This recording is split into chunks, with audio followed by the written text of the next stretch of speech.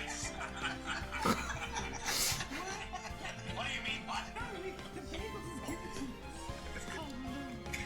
I don't think getting a loan out to pay that gambling debt is a great plan. That's just double the debt. All you've done is double the amount of debts.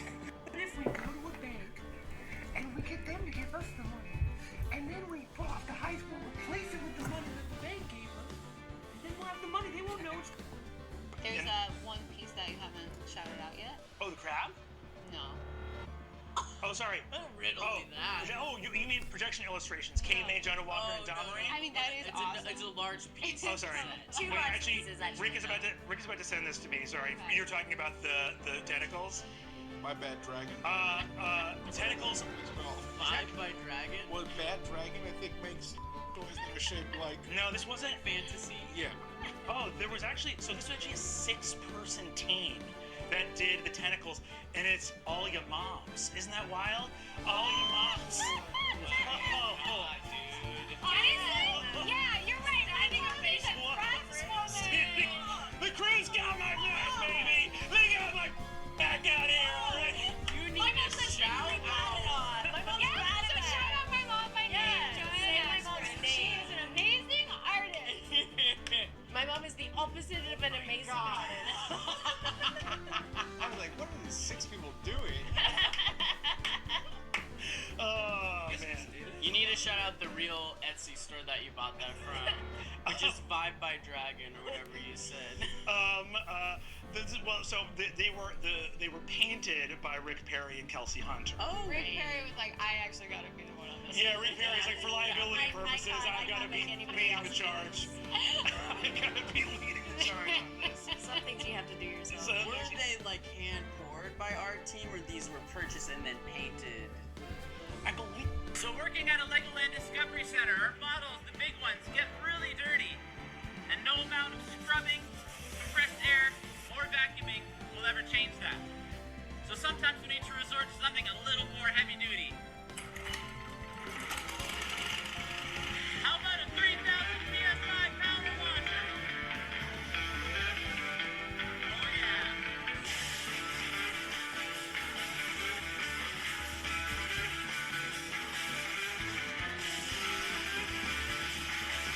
Even inside all the little stud stuff.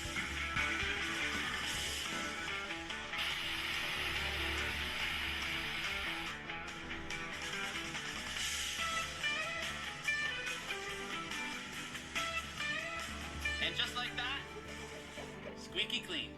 So working at a Did you know this about Glitch Productions? Recently, fans have been discussing the disappearance of Glitch's mascot. What happened here? Let me explain. So every year around November, Glitch hosts an event called the Glitch X, where they showcase up-and-coming indie animations and also what they've been working on. In 2023, the first one was held and had guests like Gooseworks, Livesy Pup, and Senior Pillow. It was where the Gaslight District was revealed. For 2024, the event was changed up a little, no longer being live and instead just being a video. This was where the Glitch X mascot Bug was revealed. Since then, there's been no mention of her or Glitch X, with fans noticing the disappearance recently. So the simple answer is that Bug technically isn't Glitch's official mascot like a lot of people think. She's just there to represent Glitch X. Glitch's real mascot was Bo, but she hasn't been seen since Meta Runner ended. Personally, I think there will be a Glitch X 2025 in November. A lot of fans thought last year's event was a bit disappointing since it wasn't.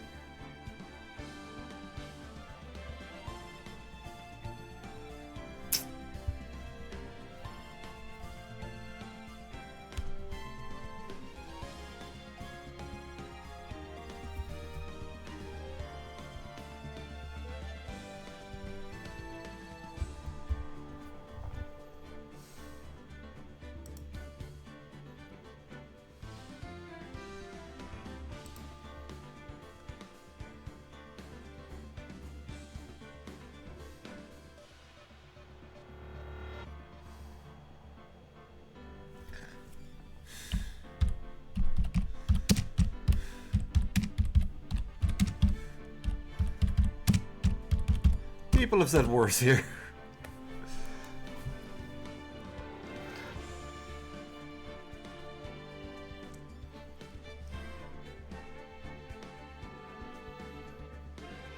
Also, it's...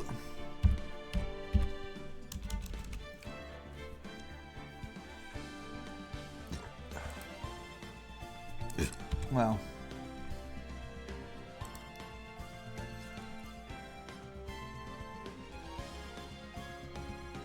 I really want to... Okay, anyway.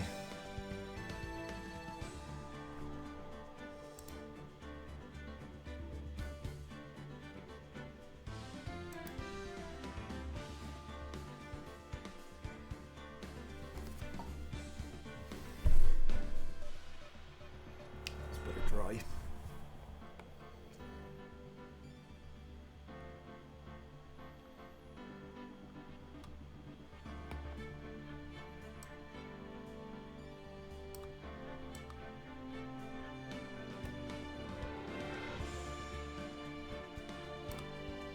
Sorry, that shouldn't have gone on there, but I'm just moving something out of the way. Hello! How's everybody doing? I hope folks are okay. Right, we're going to continue on. Turnabout Goodbyes. Which, on the original GBA game, was the last story. But... since the DS game, the first game has gotten up to 5 episodes. Karma? That's right, Manfred von Karma. He's the best prosecutor there is. He hasn't lost a case in his 40-year career. He is a god of prosecution, right? A god. Not a single case. He'll do anything to get a guilty verdict. Anything. I have to remember my Edgeworth voice. Sounds like someone else I know, Edgeworth. You don't understand. I mean, he'll really do anything. Manfred von Karma is a man to be feared. It's quite a claim coming from someone who forges evidence. He taught me what it is to he taught me what it really means to prosecute. What?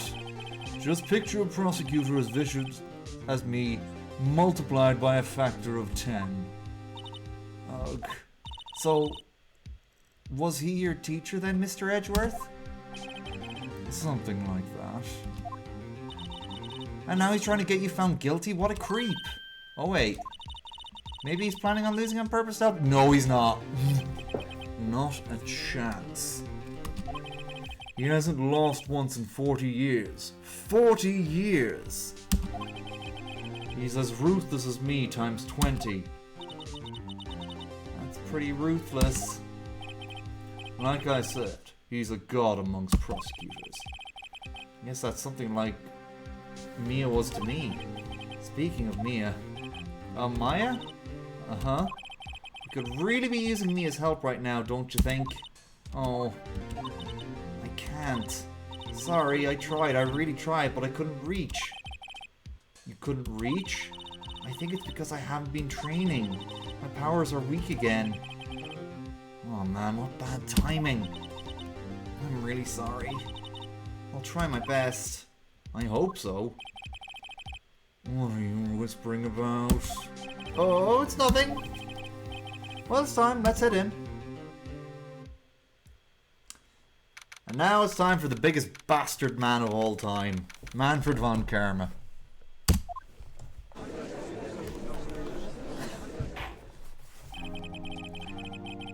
Court is now in session for the trial of Mr. Miles Edgeworth. The defense is ready, Your Honor.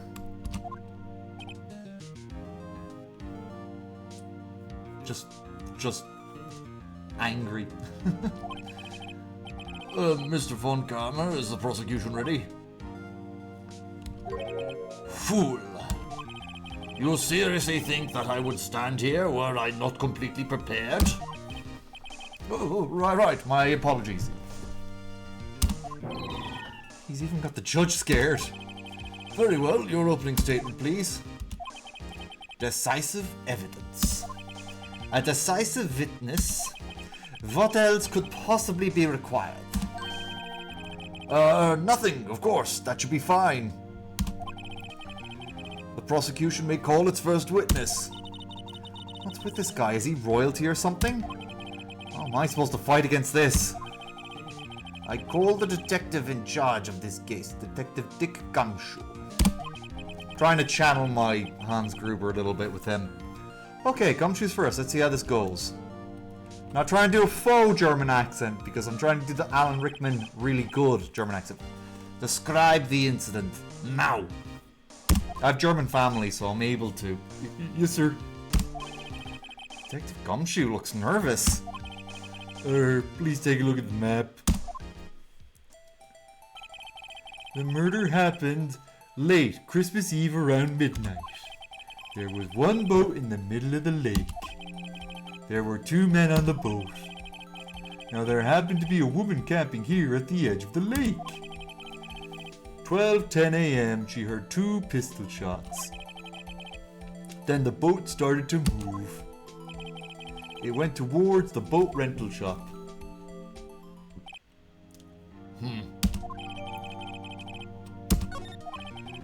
Testify to the court about the arrest now. Wait, Mr. Von Karma. Yes. I'm actually the one who's supposed to be handling these proceedings. Wrong.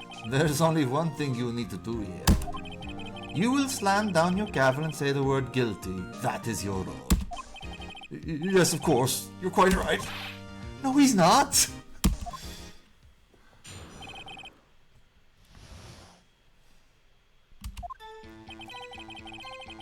Man called into the station around 30 minutes after midnight. We headed to the scene of the crime as fast as we could. That's where we found Mr. Edgeworth. Now, I didn't suspect of anything at all, but the next morning, a body was found in the lake. So we had to arrest Mr. Edgeworth. I see. Very well. Begin your cross-examination, attorney, now.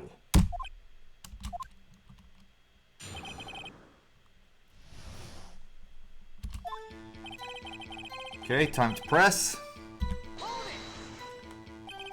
You received a call from a man? Yep. But you said there was a woman camping there. She was the one who heard the 2 gunshots, right? That woman and the man who called in the report are 2 different people, obviously. Different people? There were 2 witnesses. Their testimonies were quite similar, however. Today I have summoned the woman who was camping. The woman who was camping, a lot of heart. What happened next, detective? We headed to the scene of the crime as fast. Oh yeah, I don't need to read that. Green text I don't need to read. How long was it between receiving the report and your arrival at the lake? Well, I'd say it was about 3 minutes. That's pretty fast. Our motto for the month is get there quick. You should be doing that anyway. Detective, you will refrain from casually revealing department secrets. Yes, sir. Sorry, sir. I look forward to your next year's salary review. I don't know why the prosecutors in the series have so much to look forward to these days. I don't know why the prosecutors get to cut policemen's salary. This is no time for dejected daydreaming. Continue. Yes, sir.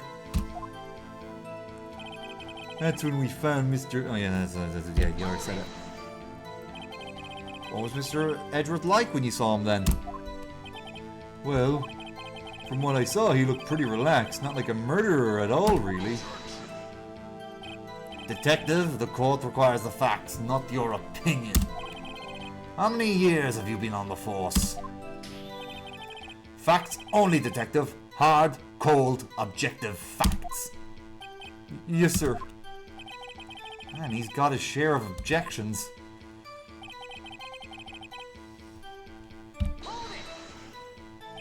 Why didn't you think he was suspicious? You should know. We have a deep, trusting relationship with the prosecutors. Detective, the court isn't interested in your musings. Deep, trusting poppycock. I've never heard so many flippant comments from an active detective on the force.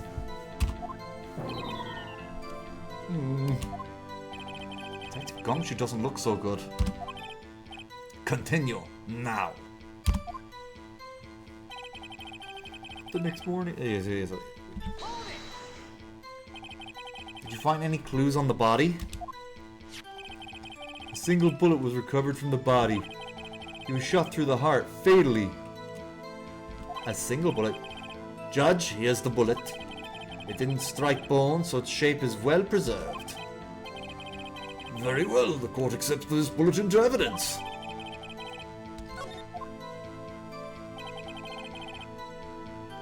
Okay, press him. Why is that? Well, we found the murder weapon in the boat. The murder weapon? A pistol. Detective Gumshoe, this is a vital piece of information. Please revise your testimony. Right, sorry, Your Honor.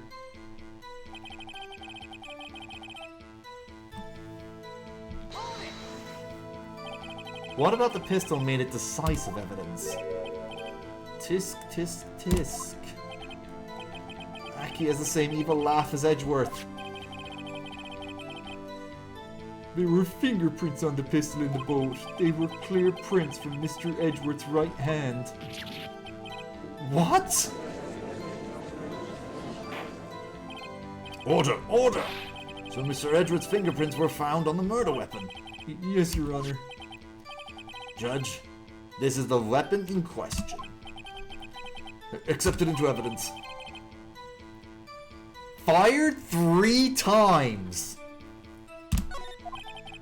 Members of the court, we have the pistol used in the murder and the bullet found in the body. Detective? Yes, sir. Was the bullet found in the body fired from this pistol? Yes, the ballistic markings on the bullet match the pistol. Hey, Nick, what does he mean, ballistic markings? Shocking. To imagine someone here does not know something as basic as ballistic markings. Nick, he's glaring at me. Very well, I'll explain. Actually, Judge, you'll do it. Me? Ballistic markings are like fingerprints of a gun. The barrel leaves a distinct mark on each bullet it fires. You can examine these ballistic fingerprints to which gun fired the shot. It's quite accurate, indeed. This leads to one inevitable conclusion. The bullet found in the victim's heart was without a doubt fired from this pistol. This pistol, which as you may recall was covered in the defendant's own fingerprints. Order, order! This is bad. This makes it look like Edgeworth did it. Well, Judge, it's almost a decisive yes. Honestly, I could declare the verdict at this point. However, you wish to hear the witness speak, no doubt. Very well. I am somewhat fatigued, so I will take a brief break. I will call my witness after the recess, which will last 10 minutes. Judge? Yes? What are you doing? A 10-minute recess now! But wait, Just bang your flimsy gavel and get on with it, man. Yes. This court will take a 10-minute recess. Who's running this court anyway?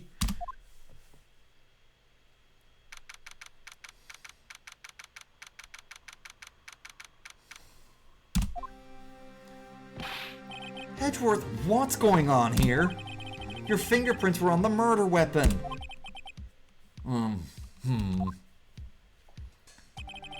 And that foggy photo makes one thing clear. There is only one person who could have shot this man, the person in the photo. True. Was that you in the boat? Yes, it was me. What?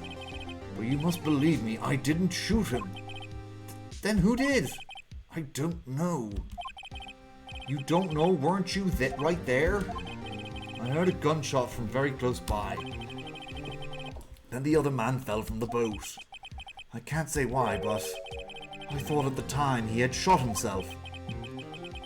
You mean it was a suicide? That's the only explanation I can come up with. Huh. How am I going to convince anyone of that? Say, Maya? What? Any progress with Mia? Oh, sorry, it's no good. Ugh. I know. I'm no good for anything, am I, Nick? If I can't call my sister, I might as well not be here, right? No, of course not. I need you here. I can see you're always trying to help out. Even if you don't actually help, it's a thought that counts, right? It's okay, Nick. You don't have to make me feel better. I don't know anything about trials or defense. What's more, I'm a spirit medium who can't contact spirits. Oh, everyone has their off days. I mean, I've just been lucky lately. But you never know when my luck is going to run out. Really? Whoa, right! Don't jinx this case any more than it already is. It's bad for my heart. Oh, sorry, whoops. Court is back in session. Mr. Von Karma, call your witness. Yes.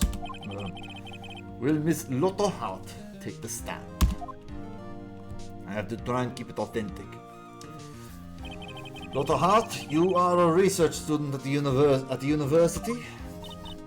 That I am. Good. Begin by telling us what you saw the night of the incident. And don't add anything trivial or subjective. Understand? You all need to learn some manners. Understand? Yeah, I understand. Very well, your testimony, please.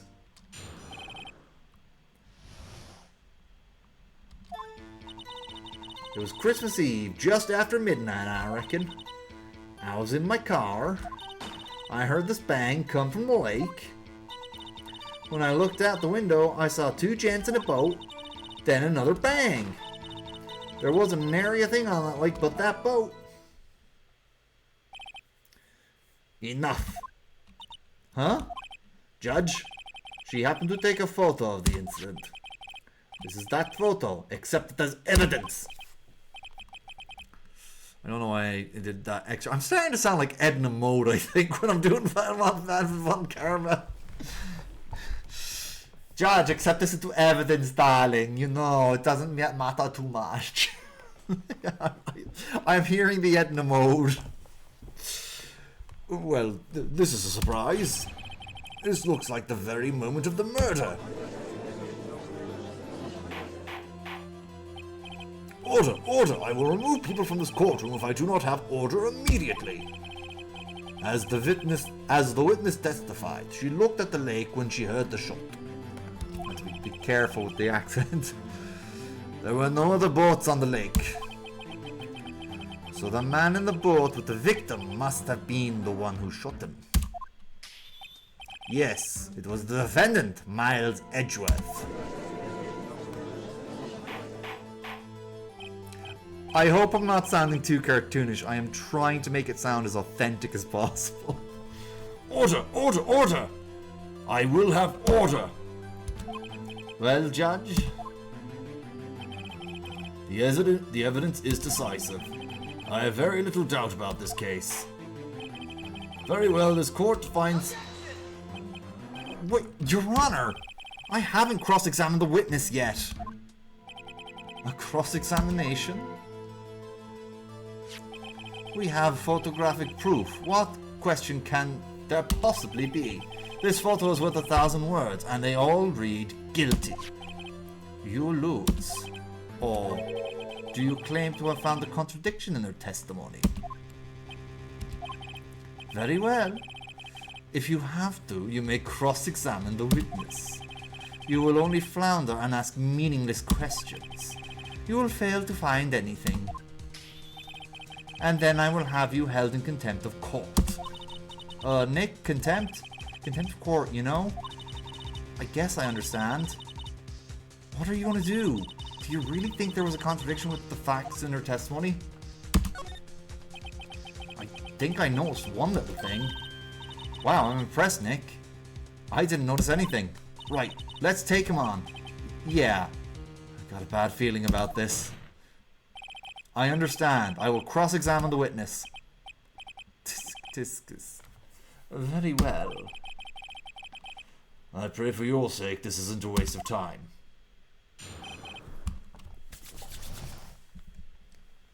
Alright, gotta press. Just after midnight, you say. In other words, it was no longer Christmas Eve, but Christmas Day. Huh? Yeah, well, yeah. I know you want to find the contradictions, but really... I hope your next contradiction is a little more relevant to the trial. Witness, continue your testimony. Alright. Why were you camping there anyway? I'm a research student at my university. I was taking pictures to use my research. What research? This all sounds suspicious. Miss Harris, could it be more specific about your research? What does the witness's motive in camping by the lake have to do with the case? The answer is nothing. I object to this line of questioning. Objection sustained. Wait, now I'm the one who says that. Well then say it already. Objection sustained. Thanks for nothing, Your Honor.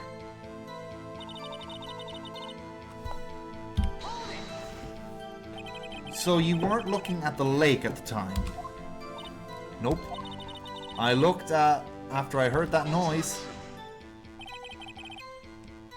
She said that already. I asked you to find contradictions, not leisurely chat with the witness.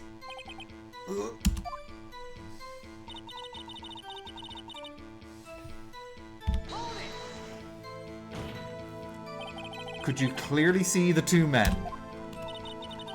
Just look at the picture, clear enough for you? Uh-oh. Wait a second. I wasn't asking you about the photo. I was asking if you saw the two men. Yeah, well, of course. The witness has testified that she saw them. There's also a photo. You best look elsewhere for your precious contradictions. He jumped in quick. He's hiding something.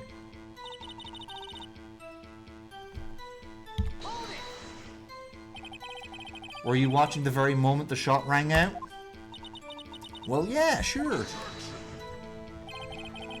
You're asking meaningless questions. Meaningless! Contradictions, Mr. Wright. No, not meaningless babble. And Karma, I think I hate you. You know what? That is the most honest... that is the most valid and honest statement in this whole thing. You don't know how much you're going to hate him just yet, Phoenix. He's a real bastard. He keeps trying to keep me from talking to the witness. To what end?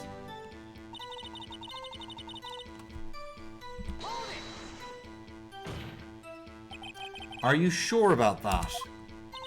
Yeah, sure as a country gal can be. That sounds pretty sure. How come you're so sure? Well, heck, I scanned the whole lake. Scanned the whole lake? It almost sounds like she was more interested in the lake than the boat. Miss Hart, you... Mr. Wright, the witness has Mr. Wright, the witness has answered the question in full. No need for further questions. Objection sustained. That's what I'm... Sustained. Yes, of course. Oh, great. Enough. I think we heard all we need to hear, Mr. Wright. It seems you're unable to find contradictions in the testimony worth noting. But Your Honor... You keep your promise. Mr. Wright, I'm afraid that I will have to penalize any further outbursts by holding you in contempt of court. And if that happens, you will have to leave the courtroom immediately. Understood? Uh-huh. Nick, Lotta's testimony is fishy, Nick. Real fishy. I know what you mean. But if I can't say anything, what can I do? I believe we have covered the evidence sufficiently to make a decision. Then pass your judgment. Very well. Mr. Miles Edgeworth, please take the stand. Who was that? It was me. Maya? Is something wrong? Do you need to use the facilities? No, I do not. Lotta Hart, your testimony stinks. It's unclear whether you were actually looking at the lake. It's highly doubtful that you actually saw Mr. Edgeworth. Tell us the truth. This is a matter of life or death. Lotta, did you really clearly see Mr. Edgeworth that night? Did you see him fire that pistol? You will stand down. The court does not acknowledge the defense's outburst. Answer me, Lotta. What's the big idea? Treat me like some kind of criminal. I saw him, I swear it. I saw Edgeworth. Enough. Judge, declare the defense in contempt of court. Yes, of course. I'm sorry, but you were warned. Guard, escort Mr. Wright out of the courtroom. He is in contempt of court and must leave. No. Wait! I was the one who made the outburst, Your Honor. Nick is innocent. Ha! What's the difference? All that remains is for the guilty verdict to be declared. Isn't that right, Mr. Phoenix Wright? Wrong. What? Did you hear what Miss Hart just said? She said clearly she saw Mr. Edgeworth. That was not in the testimony. That changes her testimony and I have the right to cross-examine her again. Yeah! Maya saving the day. Order! You're in contempt of court. It's too late for wild claims. Judge, sustain my objection. I'm sorry, Mr. Von Karma, but I cannot. What? Miss Lotta Hart has made a new testimony. The defense does have a right to cross-examine her again. But he is in contempt of court. No, I am. If you're going to arrest someone, arrest me. Very well. Maya Fey, you will leave the courtroom immediately. Nick, I did what I could. You have to do the rest. Good luck. Maya.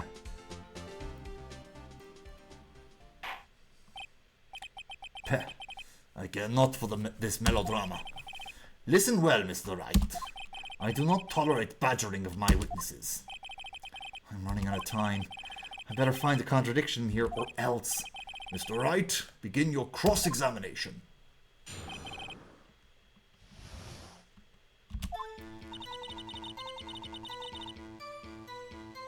Okay, just... You know what? I don't think I need a presser on that. Got you. Got you, Miss Hart. Finally. What? You got what? Look at this photograph. Look at this photograph. The photo I took? The very same. There's something I want you to see in this photo. It's quite clearly visible. The fog, Miss Hart. So? This photo was taken with professional high-quality film, correct? Yet even it could not capture the faces of the men on the boat. Yet you claim you saw Mr. Edgeworth. How? What? Mr. Wright has a point. That's why I told her not to say that in her testimony, please. Yet now she has said it, Mr. Von Karma. How could you possibly see Mr. Edgeworth? Explain yourself. Miss Hart? What? Could you see the defendant that night? Of course. I said I could, and I meant I could. Then please testify as to the circumstances of your sighting. I did it. I finally found a hole in Von Karma's carefully vague testimony.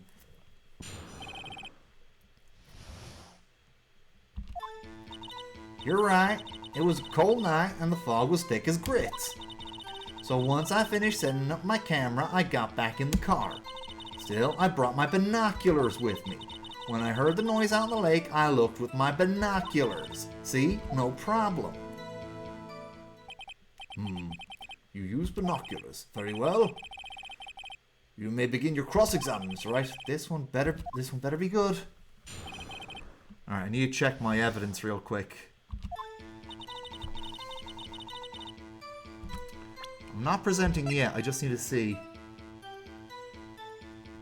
No, it doesn't have that, so get back out of that. The B on the backspace is actually getting scratched. Anyway, press. So, how could you see Edgeworth? Now just hold your horses for a second. You hasty Yankee types never find a gal where I'm from. Defense attorneys have trouble with that as it is. Nobody loves me. So once I was finished setting up my camera, I got back in the car. Your camera? Yeah, I got an automatic. The issue we are concerned with here is Miss Hart seeing Mr. Edgeworth. The camera has nothing to do with this at all. Objection sustained. He's not letting her answer any of my questions.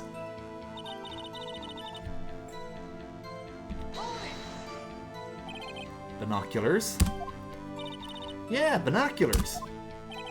Yesterday you mentioned you were out looking for shooting stars, correct? Well, yeah. Wouldn't you need a telescope, not binoculars, for that? I've got doubts about your camera too. What was that to take pictures of a... Was that really to take pictures of a meteor shower? The camera is irrelevant to the case. You can't say that for certain. Mr. Wright, is the camera really relevant to this case? If you believe it is, you may continue with this line of questioning. But know this. If you find nothing with this, there will be consequences. Well, Mr. Wright, do you wish to press further about the camera? This is make or break time.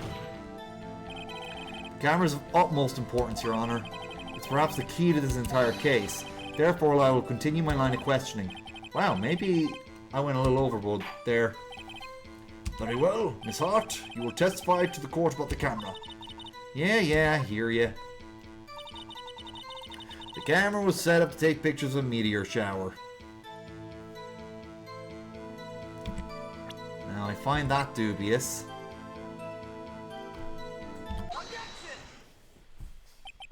You were photographing shooting stars? That's a lie. Says who? I saw the camera you set up yesterday. It was pointed directly at the lake. You have to point a camera upwards to take photos of stars, Miss Hart. Ugh. Mr. Wright, what are you driving at? The witness was not at the lake photographing shooting stars, Your Honor. Well then, what exactly was she photographing? Your Honor, take a look at this. I think I know.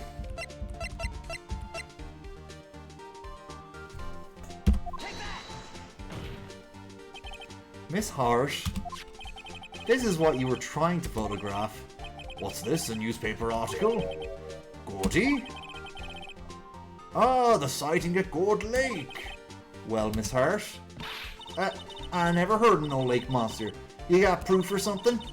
Let's see you prove that I was down at the lake trying to photograph this Gordy. I have it. Proof. Intriguing. Very well, let's see it. And no joking around this time, please. What is the proof that the witness was trying to photograph Gordy, the lake monster?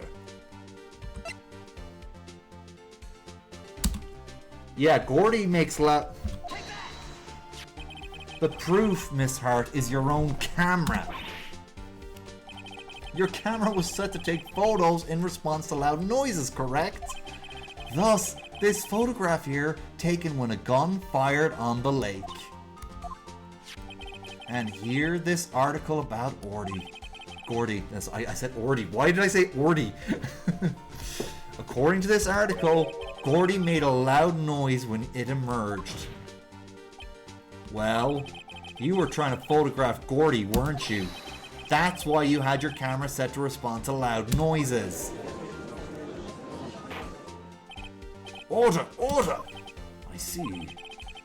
I too thought it was a little strange. Yeah, sure. Well, Miss Hart, you were camping there to try and take a photo of Gordy, weren't you? Yeah. Not bad. Are all you lawyers that smart? So smart, boy. I was down trying to take a photograph of Gordy. You got me. So what? Huh?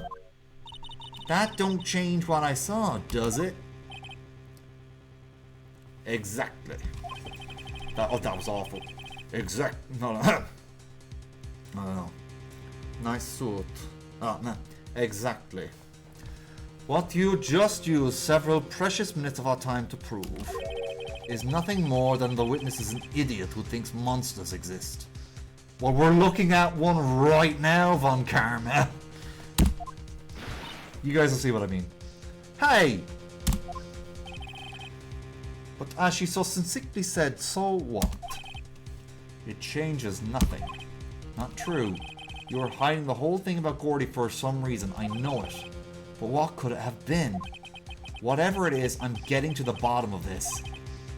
Miss Hart, why did you hide the fact that you were searching for Gordy from the court? Please revise your testimony. Right, fine, I'll testify. It won't change nothing, though. Something will change, it has to. And I'm going to spot it. I don't think Von Karma likes this. Actually, I'm not a research student at a university. I'm an investigative photographer. Imagine what a scoop would it be if I got a picture of that monster. That's why I was camping out by the lake. That's all I was hiding. When I heard the bang, I looked right straight out at the lake. There wasn't much else to look at, so I just watched the boat the whole time. Then I saw a flash near one of the men's hands, and I heard another gunshot. I was looking right at that boat the whole time. Cross my heart, hope to not fry. Hope to fry, okay. Well, Mr. Wright, you may cross-examine your witness. Hold on now. Oh, yeah.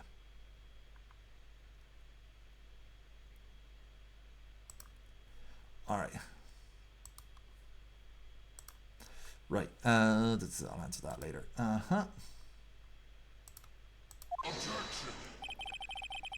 The witness's testimony is unchanged from before. Whether she is a research student or photographer has no bearing on this case. My accent's changed again. There is no need to waste more time. I'm trying to get back to the one I had. There is no need to waste more of our time with another pointless cross-examination.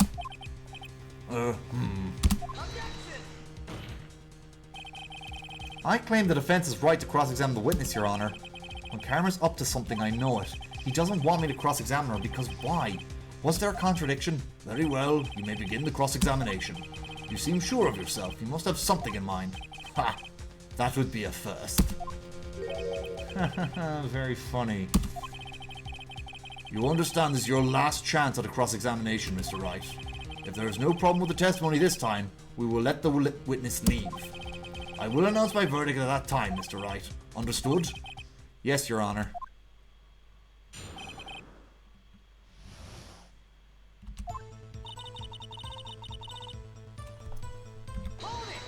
Alright.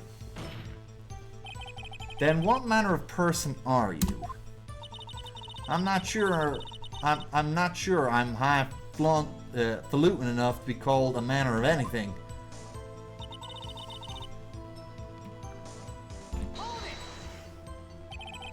an investigative photographer. Yep. You get your photo and sell it to the press. It's that kind of business. Hey, I was taking pictures at my sister's graduation last year. And guess what? What?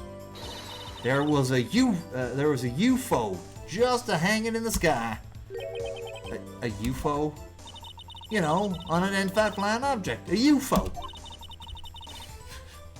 That's when I had a sort of revelation.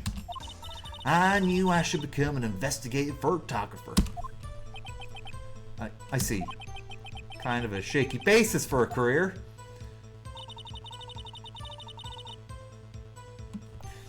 Yeah, imagine. Is Gordy really that newsworthy? Heck yeah! They even had him up on the TV. I'm not sure that appearing on a local news's Rumor of the Month segment qualifies. Last month's segment was Bigfoot sighted on Acorn Hill, I believe. Hey, they had a picture of him in the newspaper, for real. Mr. Wright, this is one fight I do not believe you can win. Let's keep moving, shall we? Yes, Your Honor.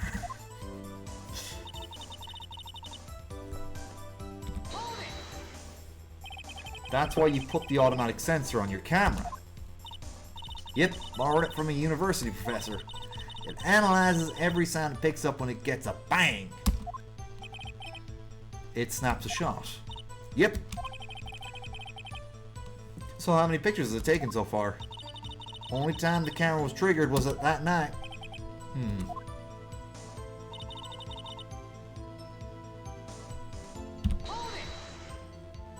I think that it's time you told us why you felt you had to hide your true purpose at the lake. Heck, if word got out what I was up to at the lake, then it'd be if word got out what I was up to at the lake would be swarming with competitors. Sorry, had to fix that. Competitors? Yeah, second-rate shutterbugs trying to steal my scoop. Ah, is that the only reason you were hiding the truth? Well, actually, Mr. Wright, Mr. Wright, I will not have you asking questions with no relevance to this case. Whatever you say, Von Karma, I know you told her to keep quiet. Bang. Exactly what sort of sound was it? Well, I never heard one before, but I can't say for sure. But it sounds... Yeah, that's the problem with the localization. See, they say this girl is from the Heartland in America in the localization. And even if you're not from a gun family, everyone knows what a gunshot sounds like. There are shooting rangers, there are hunters, there's a lot. People are not shy about there are spaces where gunshots can be heard. So yeah, I don't buy it. I don't buy it.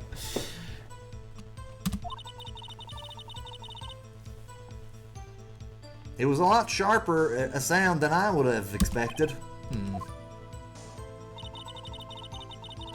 There wasn't there wasn't much else to look at? Yep.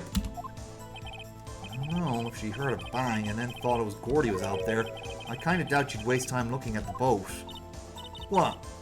What did I do now? What are you giving me that look for? Definitely suspicious. Maybe it's time for some evidence. Witness, continue. Hold your hush, puppies, Pops. I'm getting there.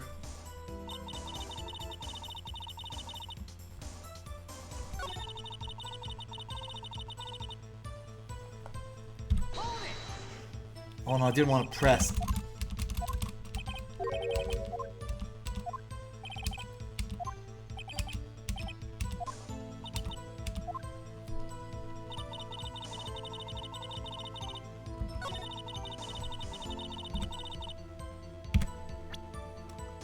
Okay, let's see here.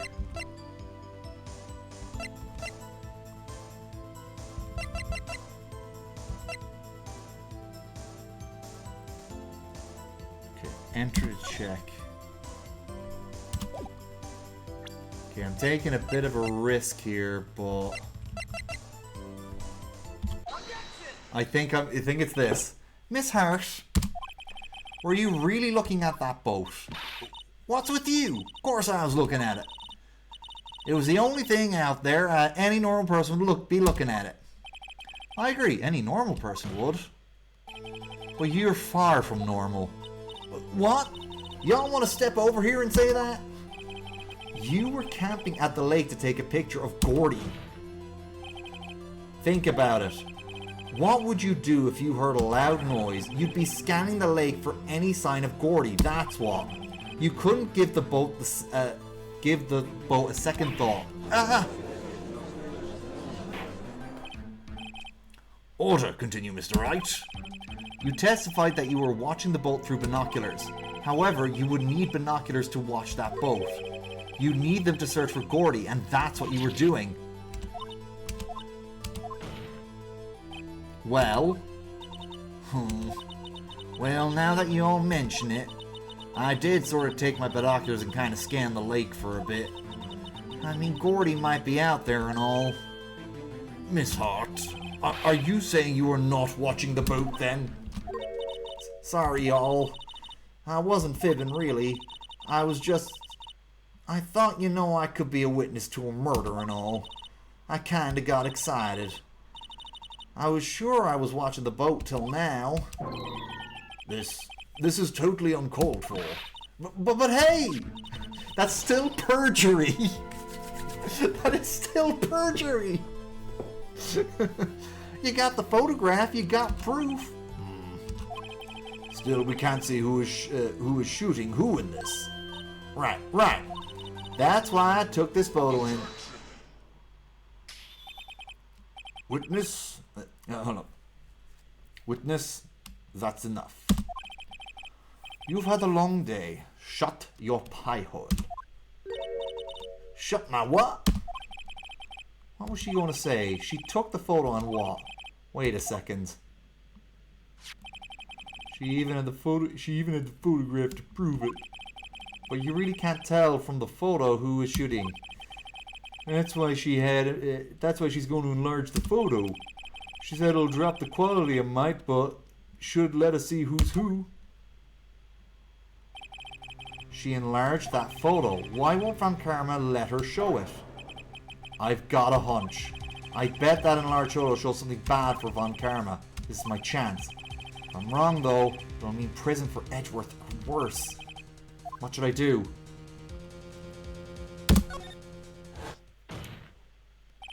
Miss Hart, look at this photograph. Every time I do, it makes me laugh. You enlarged this photograph, did you not? Yeah, I did. Why has that enlargement not been presented to the court? Because it does not exist. What are you all talking about? You were the one who told me not to show it in court in the first place. You old fool. Oh! What is the meaning of this, Mr. Von Karma? Miss Hart? Show the photo to the court. Show us the enlargement. The prosecution objects to the submission of this evidence. Objection denied. The witness will show the enlargement to the court. Here it is. Still not clear. Hold on now. That's not a right hand. Oh! It could be the defendant or maybe it's not. Regardless, I'll accept this as evidence.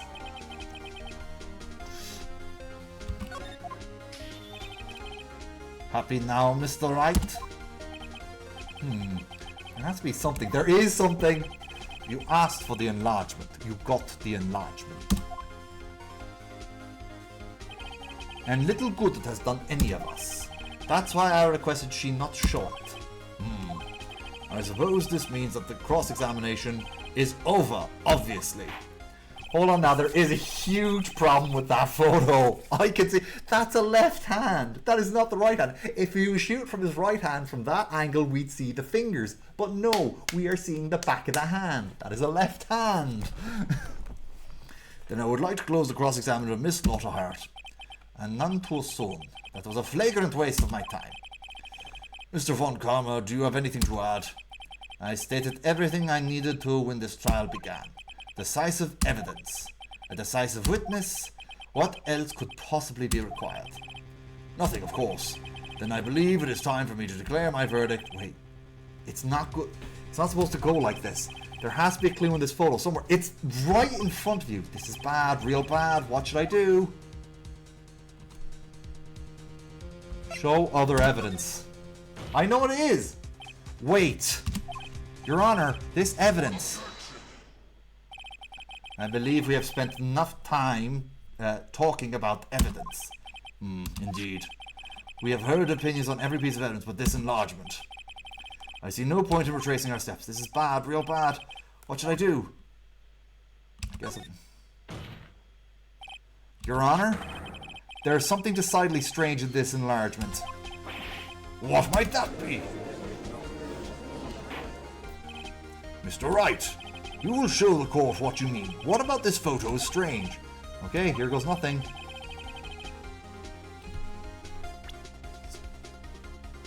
Right here. It's the hand. Here, Your Honor. The shooter? I'm not sure I understand what about the shooter is strange. Look at the hand holding the pistol, Your Honor. The hand? The hand directly contradicts another piece of evidence. This man's left hand. This man's left hand does what? Let me show you. I'll show you the evidence that the left hand contradicts. It has fingerprints of Edgeworth's right hand. The evidence is clear. The man in the photograph is holding the pistol in his left hand. However, the prints on the murder weapon from Mr. Edgeworth's right hand. Ergo, the man shooting the pistol in this photograph is not Mr. Edgeworth.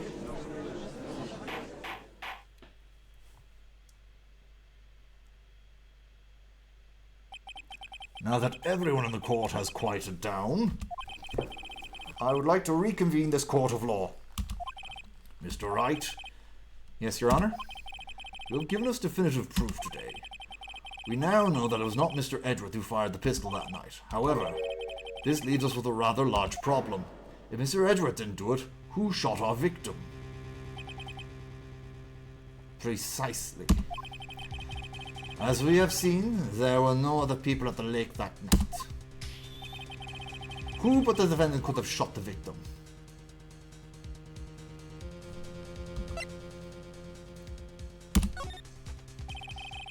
There is only one explanation remaining. The man who shot the victim was none other than the victim himself. Order! Order! So you were saying the victim committed suicide? Yes, Your Honor. I can think of no other explanation. Indeed, that does seem to be the only remaining option. I'm so very, very, very sorry, Mr. Wright. But suicide is out of the question. What? An examination of the victim's wounds revealed distance at which he was shot. The distance? The victim was clearly shot from further than a meter away. A meter? That's 3 feet. There is no way it could have been suicide. Order! Order! Mr. Von Karma, are you sure of the accuracy of your data? Of course. I had already considered the possibility of suicide, you see.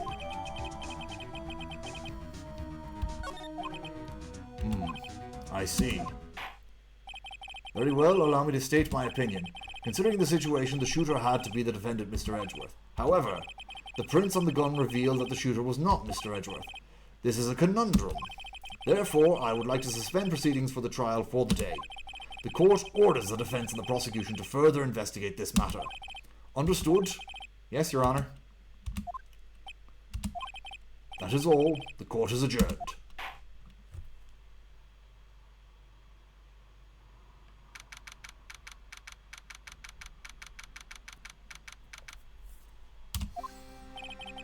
Whew, that was a close one. Hey! Do you have anything to say? No, I've yet to be declared innocent, right? Well, yeah, but what happened out there on the lake anyway? If you didn't commit suicide, then who? The shooter was about a meter away too. What? Don't give me that look. I did not kill him. I was just kidding around. Look, I'm going to go check on Maya. Oh, right. What? Tell her something from me. What? Tell her to watch what she says in court. That's all. Would it kill you to just state how you really feel with a thanks, Edgeworth? He's so tsundere. I requisitioned a transcript of Lotta's entire testimony. I thought it might give me some ammunition for the trial tomorrow. Of course, she didn't see the shooter, so only part of her testimony that stood was the bang she heard. There we go.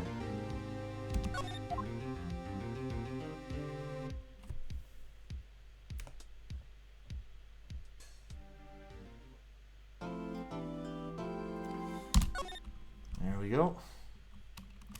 Safe on that one. Alright. Onwards. December 26th, Detention Center, Visitor's Room. Maya! Hey, Nick, it's you! I'm glad Mr. Edgeworth made it through the day okay. It's a relief. Hey. Why'd you do that anyway?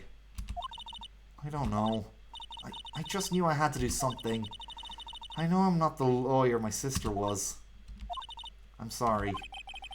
Well, you did save the trial. Just behave from now on, okay? Okay. Have you been questioned yet? No, not yet. Detective Gumshoe was here just now. He said, seeing as it's your first offense, we'll let you go after questioning. Whew. And he wanted to bail. He wanted to get bail money ready, and he wanted to get bail money in. You can pay for me, okay? Huh? How much? I don't know. I guess they'll send you a bill or something. Why do I picture giant bales of money every time I hear the word bail? Any luck with Mia? None. I can't get through to her at all. I tried, I really did. I don't know what to do. I think I probably shouldn't have stopped my training. She sounds like she really did her best. I should check and see if there's if there are any waterfalls in the local area. I wonder if I'll ever see my sister again.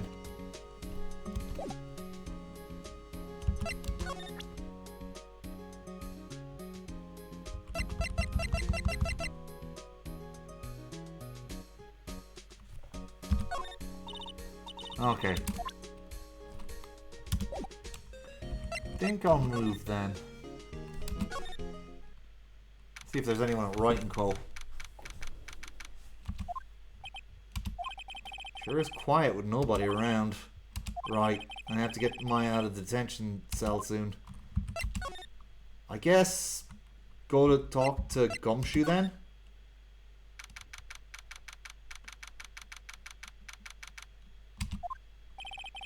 See if Gumshoe's not here.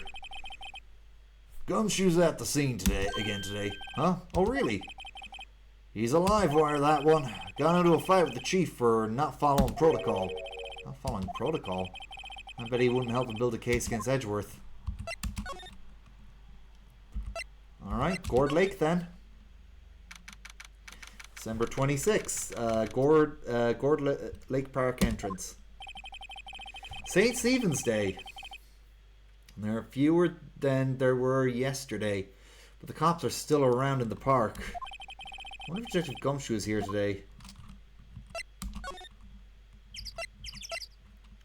Go to the public beach.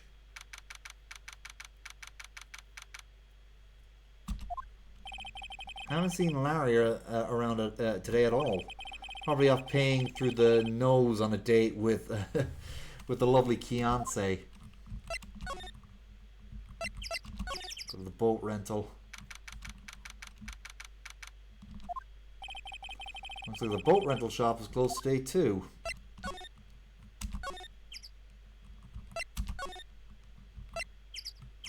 Alright, off to the woods then. December 26th, Gourd Lake Woods. Hey, Detective Gumshoe. Hey, pal. The trial today, either, Yes? What about the trial? Well, I was going to say good show, but it wasn't really all that. Oh, you did say Mr. Edgeworth, I guess. I just wasn't sure how to thank you, you know? Or, thanks.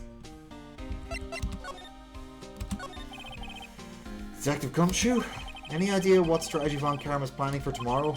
It sounds like he's bringing in another witness. Another witness? Oh right, he said something about that in the trial today. There were 2 witnesses. I have 2 myself at home. I was wondering who that other witness was. Or, who was it? Sorry, pal. As much as I'd like to, I'm not at liberty to divulge that information. Right. Alright, I wanted to ask you something about Edgeworth. What's up? Is he afraid of earthquakes? I've never heard anything about that before. Mr. Edgeworth doesn't talk about himself too much, see? But there's one thing that's clear as day. Him hitting crime the way he does. And him becoming a prosecutor. And him being scared of earthquakes. It all started with that incident. The DL6 incident? Yep, that's the one. 15 years ago, when his father was shot before his very eyes. He still feels the pain now. You can see it in his eyes. I want to talk to you about Maya Fey. Huh? She's not on bail yet? That's strange. I told them to let her go as soon as they had their report written up. Man, I don't know what would have happened in that courtroom today if it weren't for her. Seeing her getting dragged out by the bailiff. I'll be honest with you, pal. I shed a tear or two. Mr. Edgeworth was so moved I saw his lip trembling. Really? Cold as ice Edgeworth? He was really grateful for what you did, you know. I'm going to head back to the station. I'll get the report on Maya and get her out of there as soon as I can. Thank you. Oh wait, I was wondering, how much is the bail going to be? Don't worry about that. Mr. Edgeworth is posting the whole amount. What? Edgeworth? Didn't I tell you? He's grateful to her for what she did. Alright, pal. Well, don't forget to pick her up, okay? Maybe I can get Edgeworth to pay this month's rent. Phoenix, you're pushing it. Well, I suppose he does have to pay your fee. So, technically, he'll be able to pay the rent.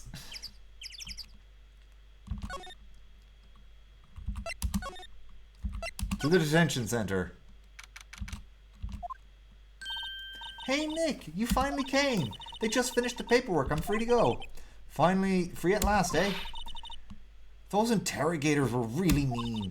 They were like, okay, what did you do this time? Like I was some kind of criminal. Can you believe it? Well, they let you out in the end, didn't they? Well, that reminds me. Thanks for bail. Thank Edgeworth. Huh? He posted bail for you. Said he was grateful for what you did. Mr. Edgeworth did that? Technically, it's Gumshoe and Phoenix inferring from what they know that he was grateful. He'd never admit it. I have to make it up to him. We've got to win this case, Nick. Alright, let's see if there's anything new to say. What do you think we should do next? We're kind of lacking the clues department. We could go to the park and look for Gordy. I was kidding. Still, if there was any clues out there, the park is as good as any bet. Well, what'd you say we head down there? Sure! Have you noticed anything lately? You know, I did notice one thing while I was here in detention. It's really pretty comfortable here. It's warm and they keep it very clean. I mean, have you noticed anything about the case? Well, not much more than that, no. She's probably still upset about Mia. I should leave her alone.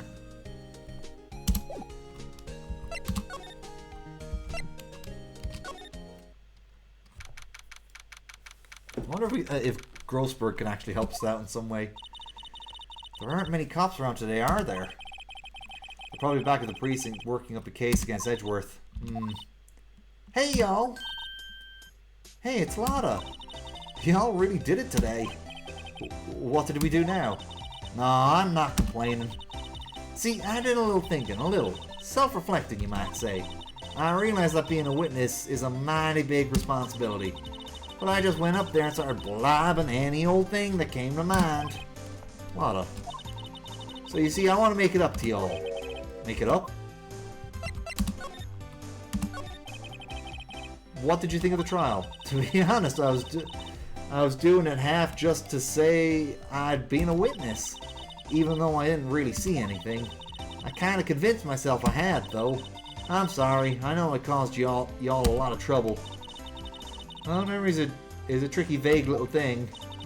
Yeah, I sure know that now. I'll be fine next time I witness a murder. Right. You mean the first time you witness a murder? What about Gordy? Rat! Well, the way I figure, the trial's only stoking the flames of Gordy fever. I'll get my exclusive photos and rocket to stardom. Alright, Lotta, you go, girl. I wish I could be an investigative photographer, too. Finish your spirit medium training first. Lotta, what do you mean by making it up to us? Well, you see, actually, I got a bit of information for you. What? That found Karma didn't want me to say nothing about it. What information? Now we're getting to the heart of it. See, I reckon we might be able to do ourselves a little exchange. Exchange? I thought this was to make it up to us. Right. I propose a little exchange to make it up to you.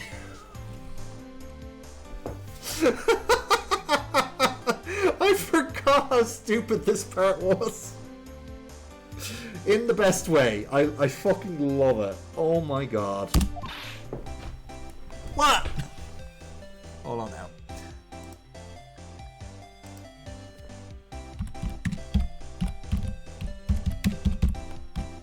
I gotta reply something real quick.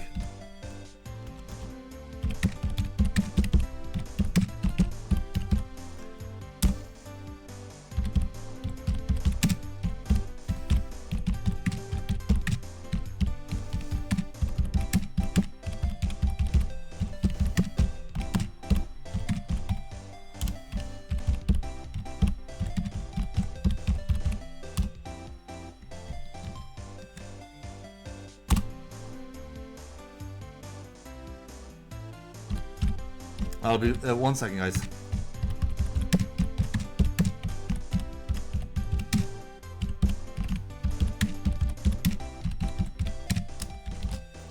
I'll be right there.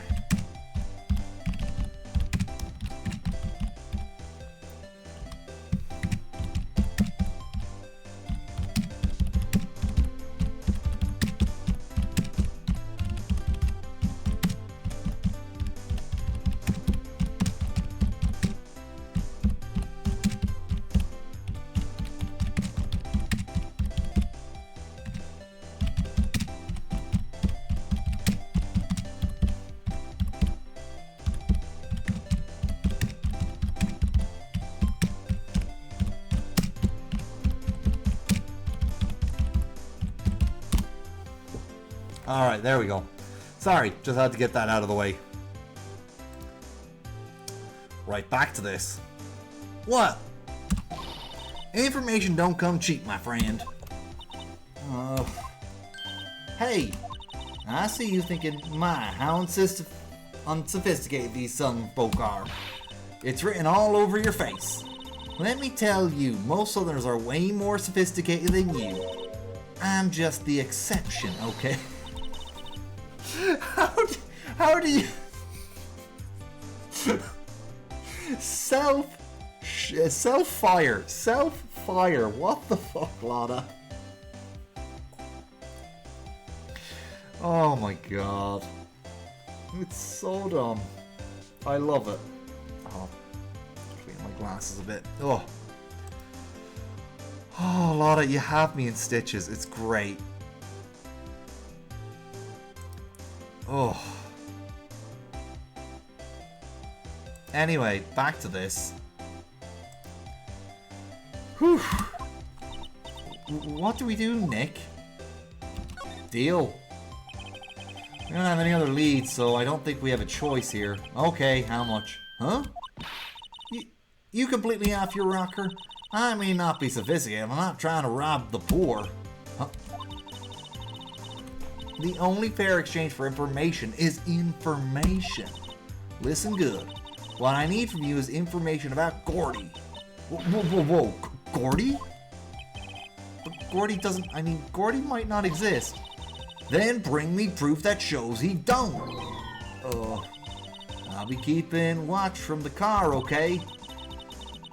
You see something, you all come to me first, got it? Okay. Right. See y'all later. Okay, Nick, let's get hunting. Hunting?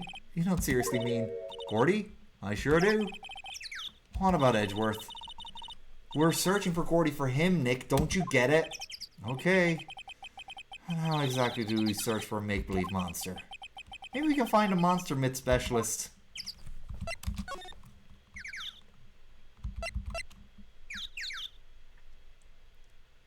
Alright. Gourd Lake's where we need to... Oh! Look at the Silver Samurai in the back there. No, not Silver Samurai. Silver Samurai is a Marvel character. Shit, what do they call him in this? Steel Samurai. That's the one. December 26th, Gourd Lake Public Beach. What's that? The Steel Samurai, Nick. Yo, Maya! Larry, what the heck is that? It was my girl Kiance's idea. She was all, if you like, put this here. It would be, like, really cool. Dude, she gave it to me along with the banner. Wow. That's really impressive she could find those for you. Well, she knows a lot of people. And that show's finished now. And she's got them for free. Right. Yo, Nick. What happened with Edgy? What? Well, we made it through the first day in court all right. I don't know how our good prospects are from here, though. Huh. Hey, Larry, did you know Mr. Edgeworth's secret weakness? He's terrified of earthquakes. He acts like a little boy. Huh? That's weird. I don't think he was ever like that in school. No, really? Well, we were only in the same class for a little bit. He transferred schools pretty quickly. Transferred? Right, when the DL6 incident happened. Doesn't look like Larry knows about it, though. The big samurai. Hey, Larry. When did you get that big thing? Huh? The big guy? I've only had it for about a month, yeah. It's a big hit with the kids. Why wasn't it there yesterday? Huh? Huh? Oh, right. The compressor was busted. The compressor? That's a little unit by my hot dog stand. That's what I used to put the air in the Steel Samurai. It broke a little while ago, so I sent it in for repairs. Oh. And here I thought you'd been inflicted by yourself. I don't know if he has that lung capacity. We'd have to ask his girlfriend.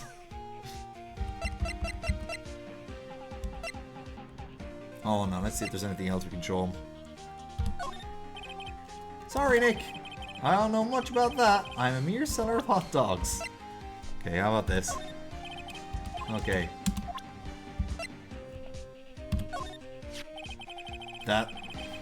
That's the guy that's selling my hot dogs faster than I can cook them. Do you think Gordy really exists? Nah, I think somebody probably saw something else that they just thought was Gordy. I'll keep selling the samurai dogs until the truth's out.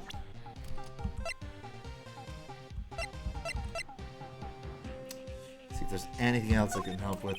Nope.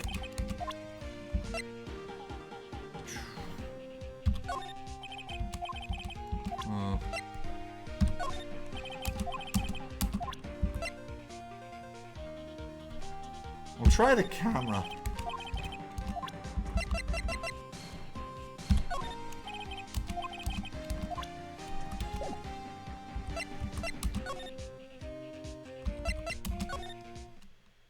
Alright, let's go look at the boat rental shop real quick. It's always so quiet here. I wonder if the boat shop is closed for good. Well, with the murder on the lake and all, they're probably just taking a vacation till it blows over. I get it.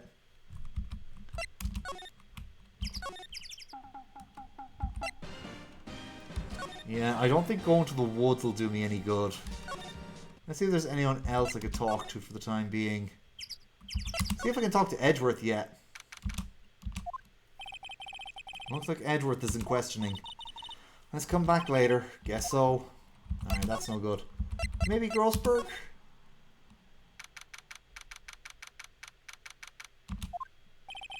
Apparently Mr. Grossberg is on vacation today. Well, I guess can come back tomorrow if I need anything. Okay, so he's not going to be there today. Actually, let's go to Wright & Co. for a second. Ah, fresh air. I gotta say, freedom feels great. Behave yourself in the courtroom tomorrow, okay? Misbehaving's much more fun. It's not going to be so much fun when Edgeworth refuses to pay your bail again.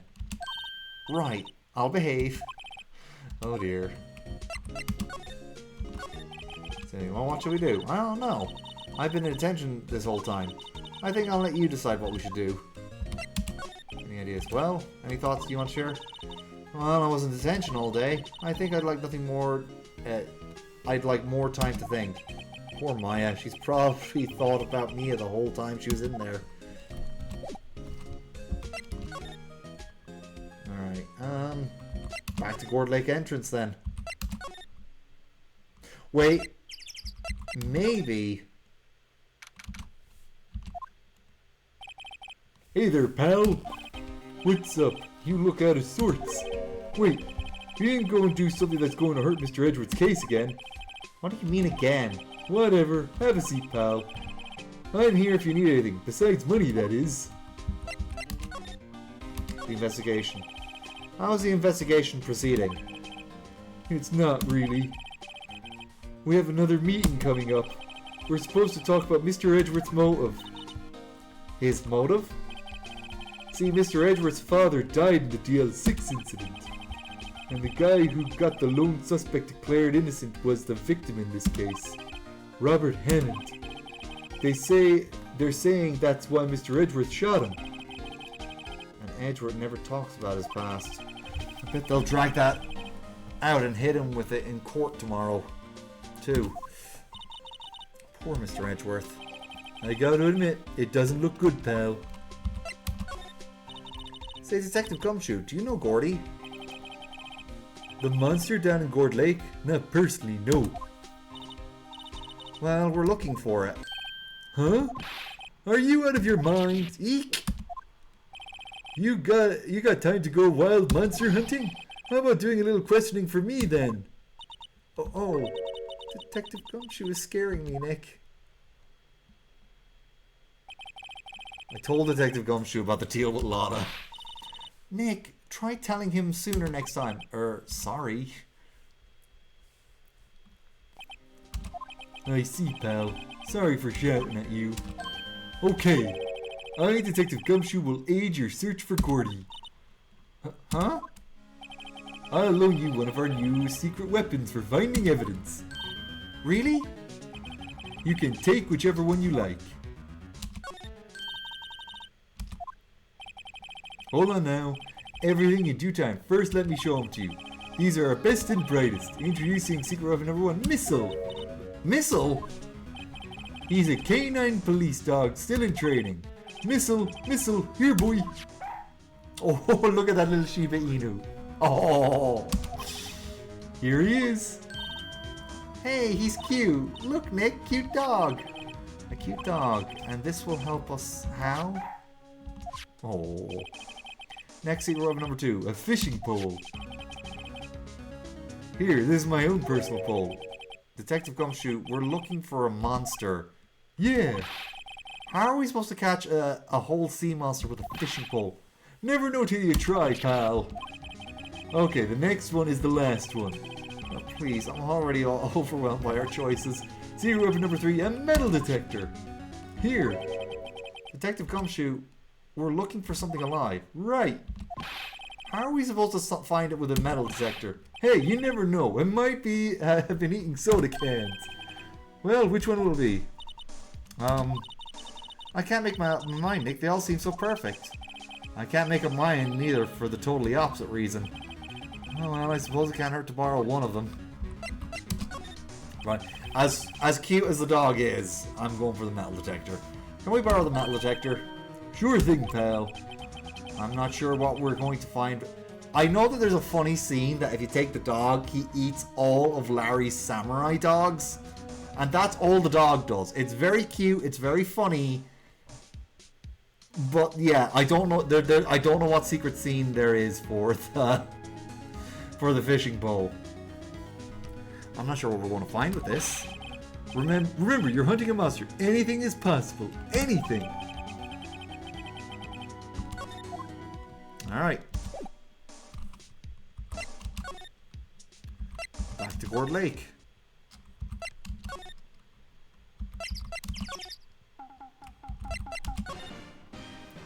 I wonder if we show him the metal detector. I didn't think so.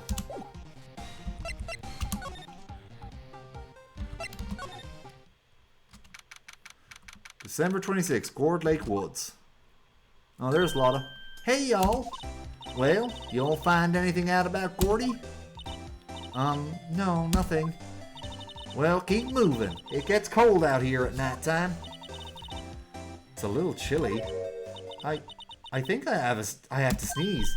Whoa, no you don't. No sneezing. Achoo!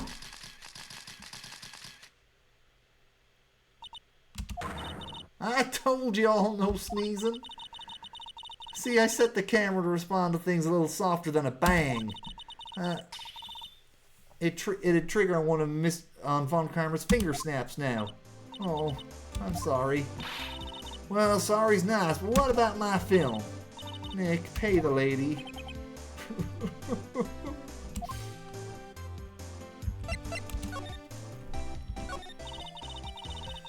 Okay, test fine is serious business. That's why I decided not to talk about the case anymore. Huh? Whoa, didn't you say you had information about the case? Tell us that at least. Like I said, I'll trade it for the dirt on Gordy. Alright, we won't ask any more about Gordy. We're here to examine. Alright. Okay, yeah, so... I don't think Lotta takes very good care of her SUV. It's covered with dents. I can't believe that anyone would drive their car down here. Alright, let's see, where else could I check? Hey, Nick. What, don't tell me you're hungry again. No. I was just wondering, why are camping pots and pans made of aluminium? They didn't talk about this in any of the law books. So there's no law saying they have to be made out of aluminium then. I'm not having this conversation. And yes, the correct way is to say aluminium, not aluminum. There's food and some magazines on the sheet. It takes a pretty tough skin to camp in this cold.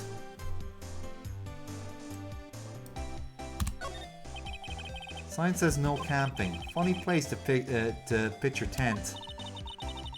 Wait, what if the sign said no setting tents on fire? I don't think they have signs like that. Oh. They don't need to have those kinds of signs, Maya.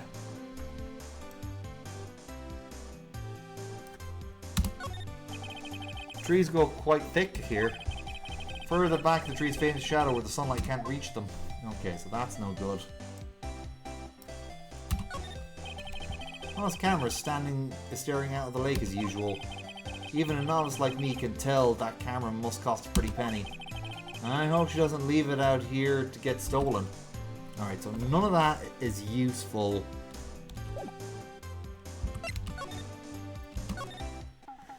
Let's try examining around here.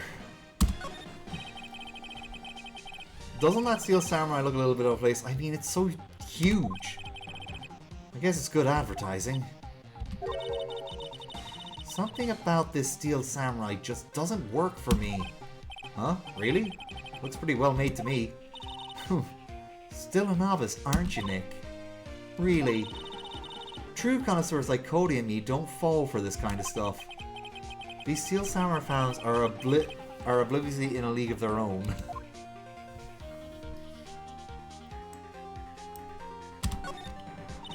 Wow, Gourd Lake is really big. Yeah? Say, Nick, why is it called Gourd Lake? Oh, well, a long time ago they used to grow gourds here. Whoa, no way. I was sure it's because it looked like a gourd when viewed from above. You know, like an hourglass shape. Well, it is shaped like a gourd actually, but that's just a coincidence. Oh, okay.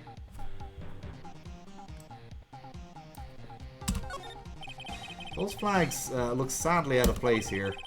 Flapping listlessly back and forth in a cold wind under a cold sky. I don't know. It gives the place kind of a festival atmosphere. It reminds me of the War of the Eyeglasses. The War of the what? Huh? What? You mean you don't know the War of the Eyeglasses? What the heck is it? It's our local fair we used to do every summer. Huh. I guess we're the only ones. I ask again, what the heck is it?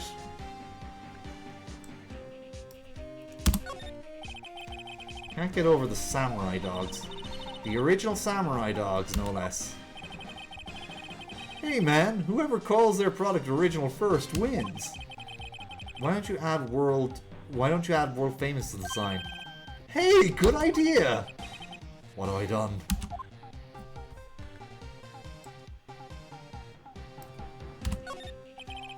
That trash can is empty. At least the place is well maintained. Alright, it's not there. I'll just check see if there's anything else I can... Oh, the benches. Hey Nick, benches. Let's take a break. Maybe have a dog? I think not. It's too cold to sit down and eat hot dogs out here. Wimpy city boy. You should try standing under a freezing waterfall sometime. Well, that's no good. Alright. Talk to you later, Larry. I guess the boat rental shop's the next place. Ah! Oh, that was loud. Nick! It's beeping! The metal detector's found something! Sure is loud enough about it. Whatever it is, it must be in those bushes. Go check it out, Maya. Why do I have to check it out? Nick! Look! Huh? An air tank? Huh, the valve looks broken. I thought it was Gordy. Maya, first of all, why would Gordy be in the bushes? And second of all, why would a metal detector react to a sea monster? Oh. Huh? There's something wrapped around this air tank. It looks like a string of flags? We might as well take it with us now that we found it. It's heavy. Air tank of dubious value retrieved. I know who I need to talk to now.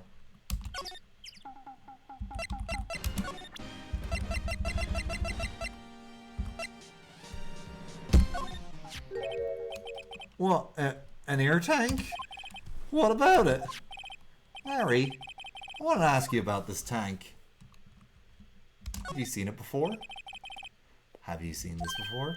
Huh, me? No, never. Who the heck would go diving in the middle of winter? There's something about the way his eye twitched when I showed him the tank. I think I better pursue this line of questioning a little further. Hold on now.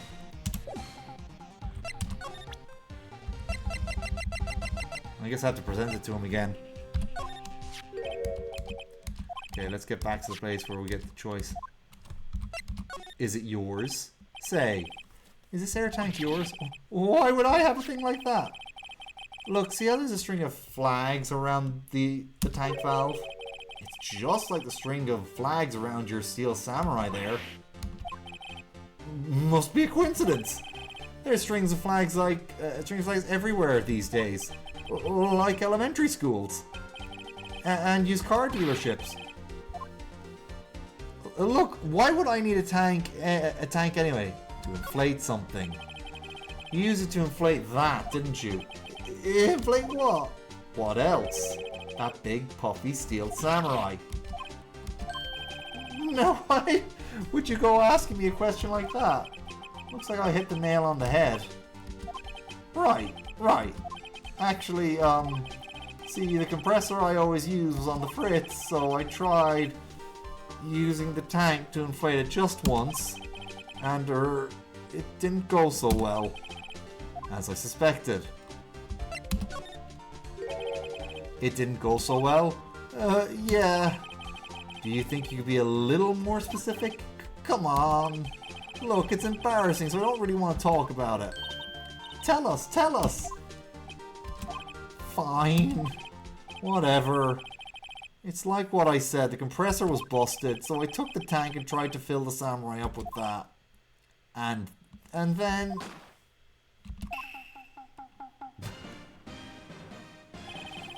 the valve busted open and made this incredible noise. That tank there took off like a rocket. It was my poor deflated steel samurai with it. What? Off into Gourd Lake? It sure scared me out of my gourd, that's for sure.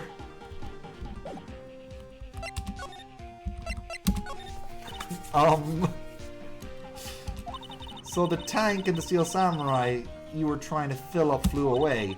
What happened next? Well, at that moment on the 20th or so, the 20th, a week ago. Now, as far as I could see, the tank went flying out into the lake, so I went out there every night in a boat looking for it. I mean, Kionsei gave me that steel samurai after all. And when did you find it? Just the night before last. It flew way out there. It took me 4 whole days to find it. The night before last. The night of the murder. Sorry for not telling you, Nick. Actually, I was here on the night of the murder. But you see, I went home before midnight. So you didn't know about what happened. No. That's too bad. It's not all bad. We've solved one mystery at least. A mystery? Maybe we should go tell her.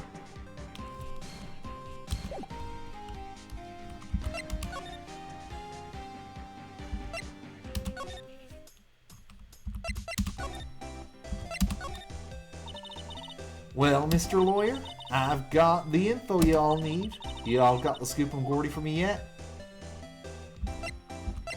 Gordy doesn't exist, Lotta. There is no such thing as Gordy. What? How can y'all be so sure? Really, Nick? Y'all got some proof Gordy doesn't exist? The proof that Gordy doesn't exist is here. Of course I have proof. No lawyer worth his badge would make a claim without the proof to back it up. Here's the proof that Gordy doesn't exist.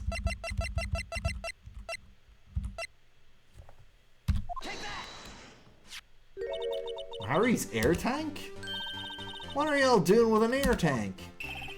This is Gordy. Excuse me? What exactly are you trying to say, Nick? There's a stand near here, a hot dog stand. There's a giant inflatable samurai doll there. About a week ago, an idiot who happens to be a friend of mine tried to fill it. He used this air tank, and when the valve blew, the tank flew into the lake. Apparently, it made a loud bang when it flew. A bang? The tank, along with the still deflated samurai, fell into the lake. At the same time, a couple was taking a photograph of the lake. This photo. Wait, so you're saying that Gordy is really the steel samurai?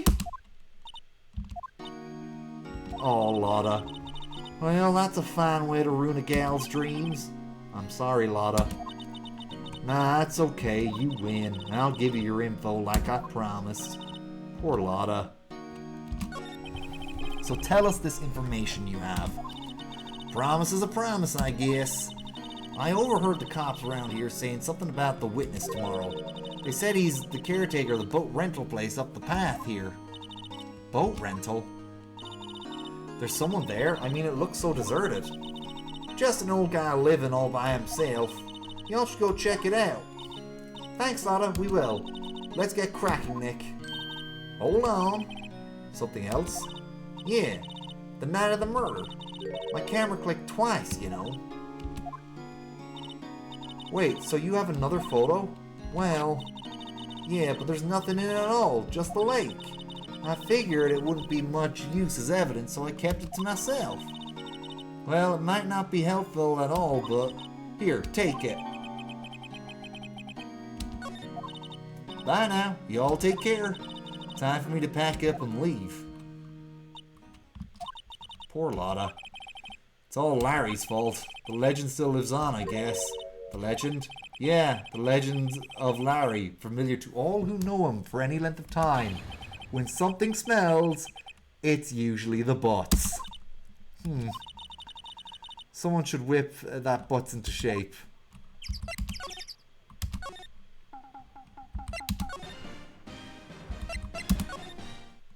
Alright, off to the boat rental shop. Hey Nick! This is the boat shop that Lana was talking about. You're right. Doesn't seem to be anyone around at all. Well, let's check it. Let's go check it out anyway. Into the caretaker shack. Oh! There's a parrot! Yeah. They've even got one of those things that they have for winter. Mig, that you? Eek! Hey, is that Keith with you? Where have you two been? I've been worried sick.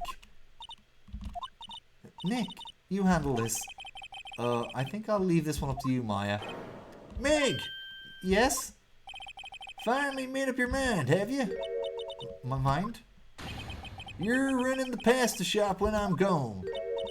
Pasta? Glad to hear it, glad to hear it. You make your old man proud. When you kids left the house, I didn't know what to think. How am I supposed to keep this place running, an old man like me? Polly, the kids are home. Hello, hello.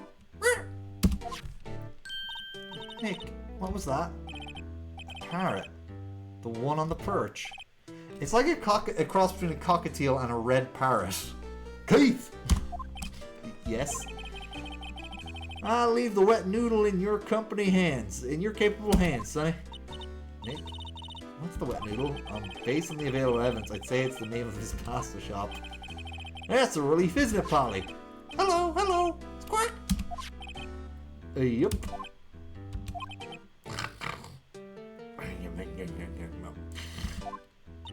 He fell asleep. I guess he's relieved. Let's examine the place before we wake him up. Wow, what an amazing parrot that is. Good morning. Hello? It ignored me.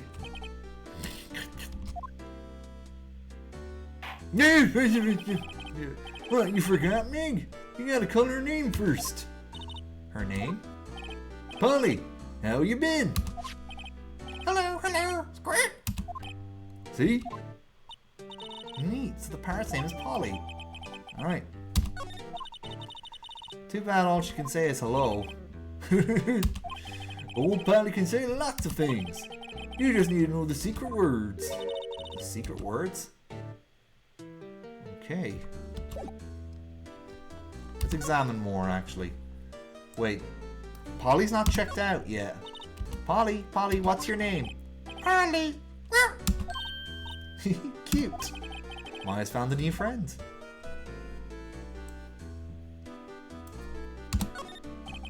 Looks like the kitchen unit. It's pretty clean. Funny, he doesn't look like the type who keep things tidy like that. You're forgetting, Nick. He's running a pasta shop here. He's really not. Look, Nick, he has an electric blanket on his table. Looks warm. That's a great idea. We should do that in the office. These jelly donuts are delicious. if you get the reference, you get the reference. We can sit down with our clients, snug and warm, and drink hot chocolate, and talk about murders. Oh, you're a party pooper, Nick.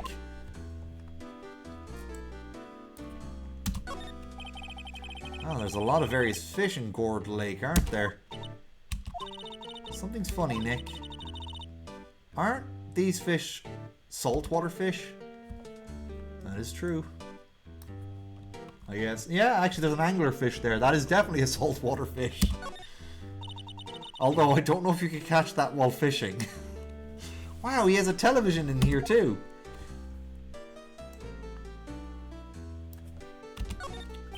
The fishing pole looks expensive.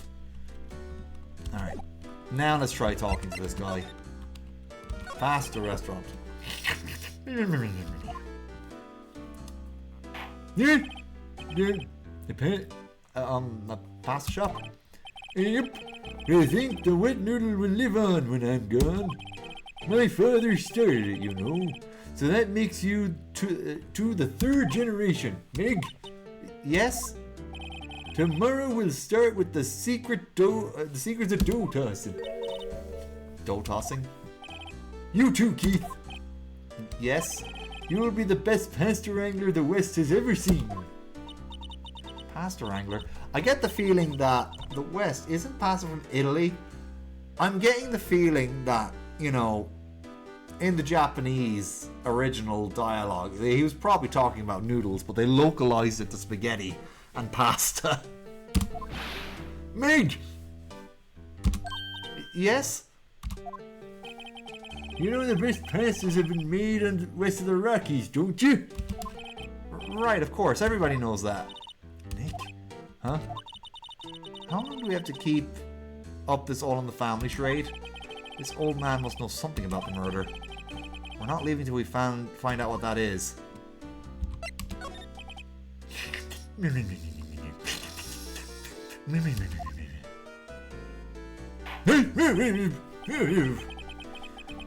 This is a boat rental shop, right? What are you talking about? This here's the Palace of Pasta, the wet noodle. No, now that you mention it, we haven't got many orders of spaghetti lately. Well, the kids come and go, yo dude, we want to ride in one of your boats, yo. That's why I keep them both out there. Youngsters these days, damned if I understand them. I'm pretty confused myself. Nick, this isn't going anywhere. This old man is the witness tomorrow, right? We've got to find some way to of getting information out of him.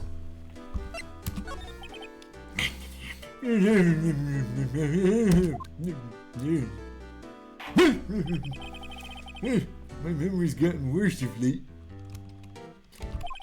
That's why I tell everything important to old Polly here. Everything important? I wonder. Polly, what's the number of to the safe? 1228. All right. Hey, Polly, watch it, will you? See, Nick? All it takes is a little clever thinking and the criminal mind. Quick, Nick, write that number down. Hey, don't get me involved in your little heist schemes. Let's examine Polly again then, shall we? Polly, what's your name? Polly! Hehe, cute. Yeah, okay. Nothing new there. Is there more to talk about? No.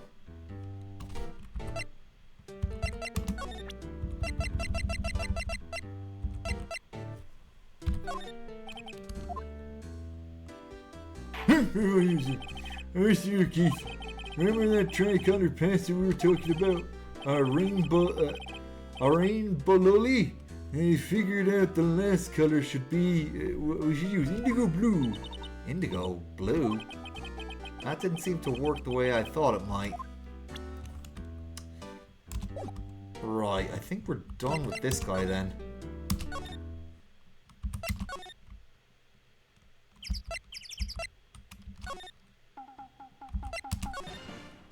Okay, let's see if we can talk to Edgeworth yet.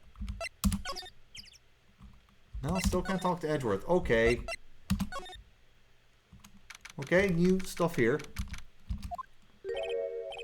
Detective Gumshoe isn't here. Now that you mention it, didn't he say he had a meeting to go to? Ah, that's right. Let's come back later.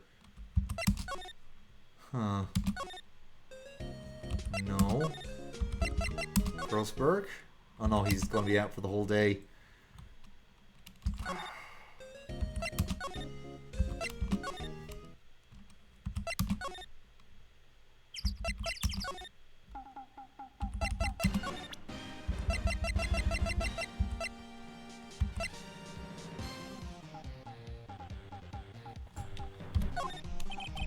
Okay.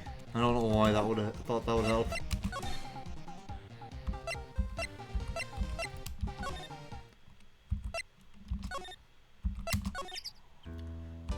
Actually, knowing what I know. Okay, no, that's not it. I do remember some bits.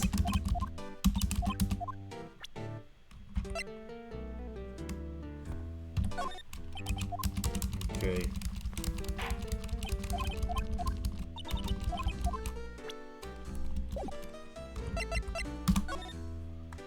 That's the safe there, isn't it? Oh, I guess... Look, a little safe. It's locked.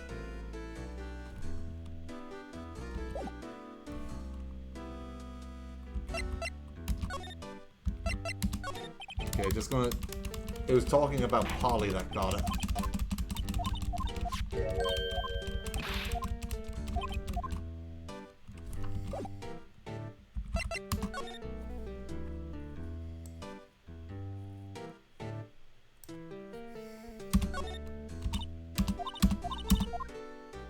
Oh my god, like, come on.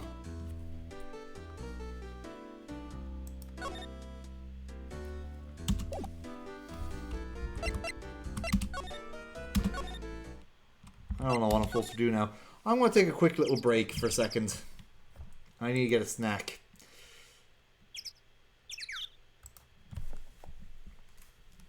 Ugh.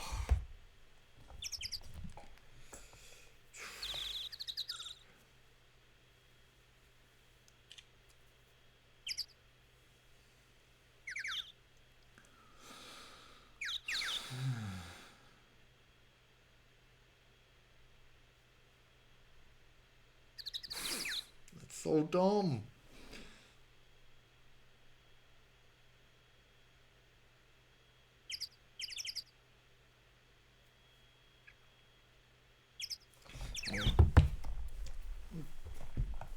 These must have dried by now. Mostly. Please tell me you're all dry. Okay, mostly I'm just gonna flip it around.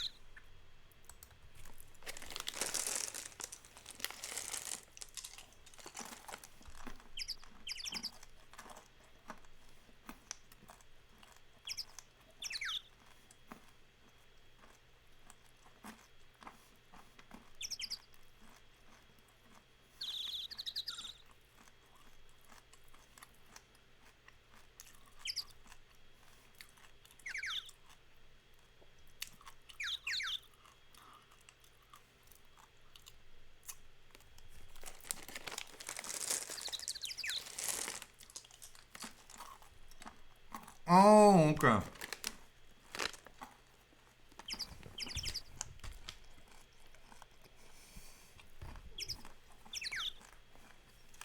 Okay.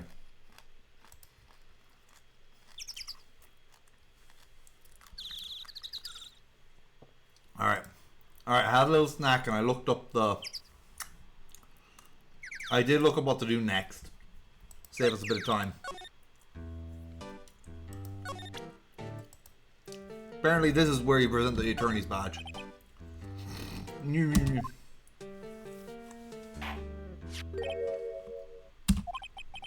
That a lawyer's badge? Yes, it is. I don't believe it. This old guy is the first person to recognize my badge. I get it. Huh? Yep. I got you figured out now. You're not Keith.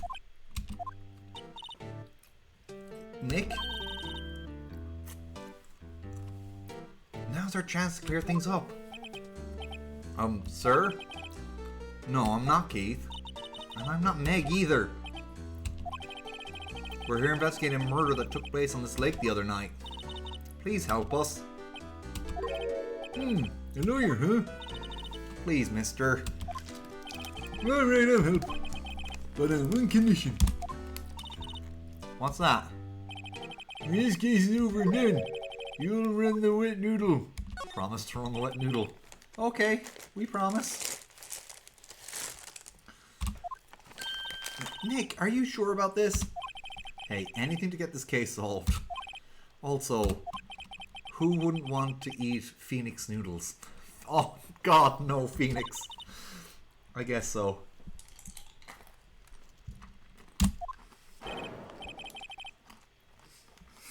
God damn it. That's my boy. Good for you, Keith. Oh, wait, didn't I just say... You too, Meg. Yes? You bring you to a tear to your old man's eye, you know. And what was it you want to know? Speak up, Polly. Hello. Now he's talking to Bird again. How do we get him to talk to us? Alright. I think that's it.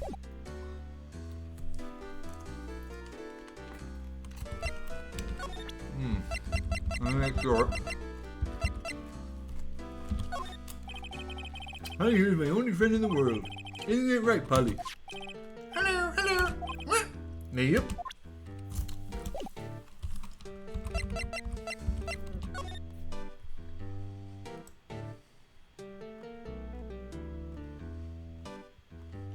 Alright. I think that's it. Wait, hold on now. Let me just double check.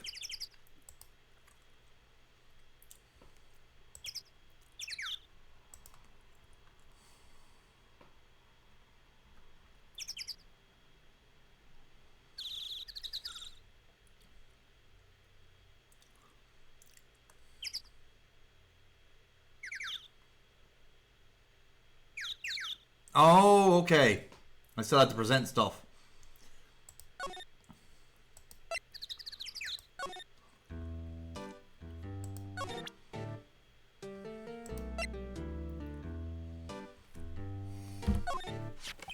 Yep, I seen this. You know something about this, sir? Keith.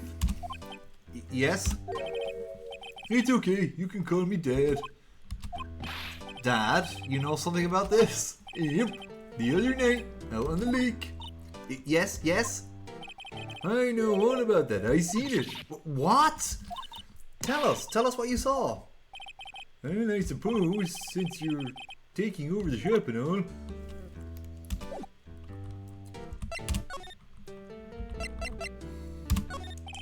I forgot the time, but it was pretty dark outside. Probably night, yep. It was after midnight, but okay. Then I heard this bang, so I looked outside. I heard another one. Bang!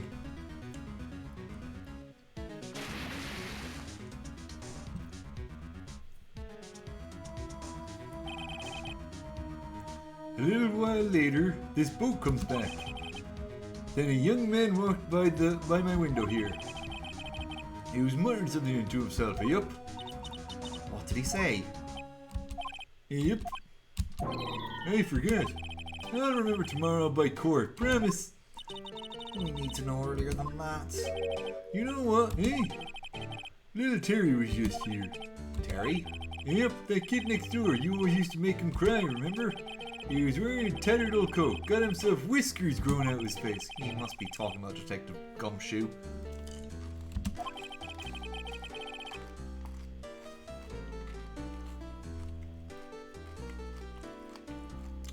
He comes up and tells me to come down to court tomorrow. Really? Somehow I don't think we're gonna get much useful information from this guy. Maya, maybe we should be leaving. I think you're right. Oh wait, I had one more question. Huh? Polly, have we forgotten something? Don't forget DL6! Huh? What did you just say, Nick? One more time, Polly. Don't forget DL6! What? The DL6 incident? Hey, mister, I mean dad. This is getting weird. Who is this old guy? Why does the bird Polly know about DL6? We have to figure out who that old man is. Oh, what? He locked the door from the other side. Who could that old man be? I think I need to do a little more research on the DL6 system. Maybe I should ask Detective Gumshoe.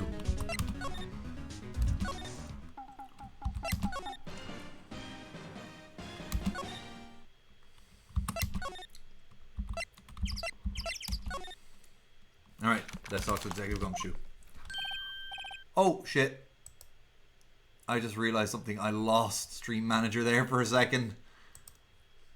Fixed now. Sorry if anyone said anything while I was gone. Oh, let me check OBS. Just make sure. No, I didn't miss anything. Okay. Alright. Hey pal, long time no see.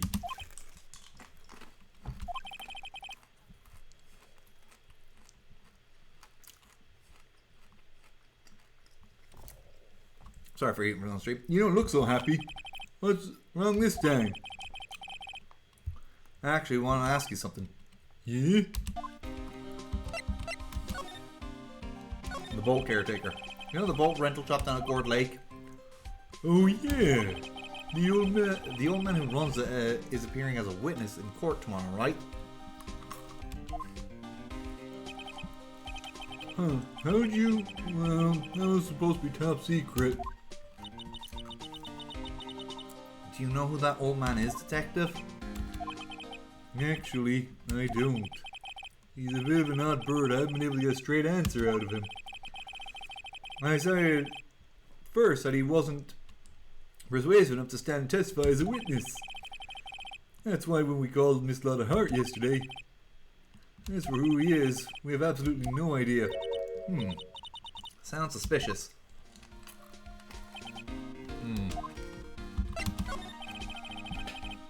Detective Gumshoe, please help us. Huh? We need to know about the DL6 incident. That was when Edgeworth's father died. I can't help but think that it has something to do with this current case. Tell the truth, I don't know much about DL6 either. Mr. Edgeworth forbade us from reading the file. So, I'm afraid I can't show them to you either, pal. What? However, I can give you some of the DL6 incidents related to this case. Well, I guess I considered opening the file up. Alright.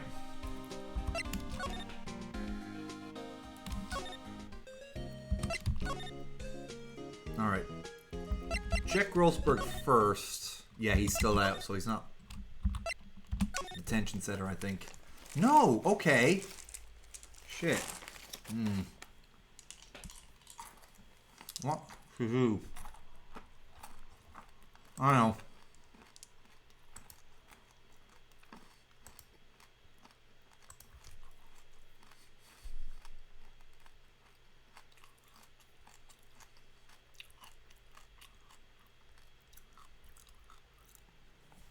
Oh! I'm still supposed to talk to Gumshoe.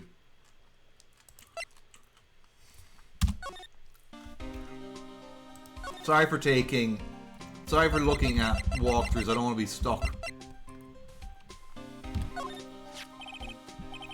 Was that the parrot? The old man at the boat rental shop's parrot. The parrot knew about the incident. That incident? DL6. What?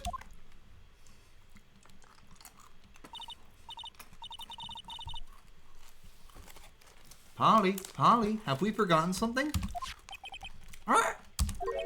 Don't forget DL6.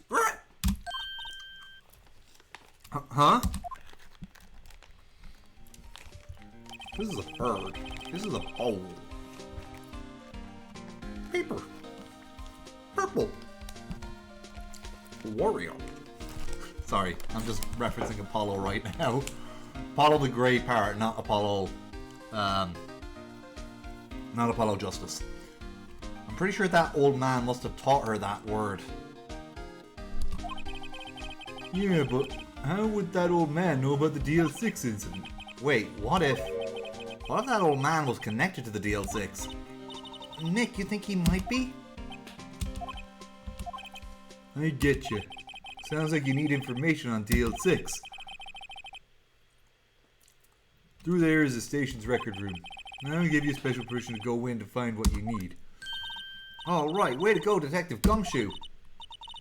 Okay, Nick, to the records room. Guess this time we face Edgeworth's past.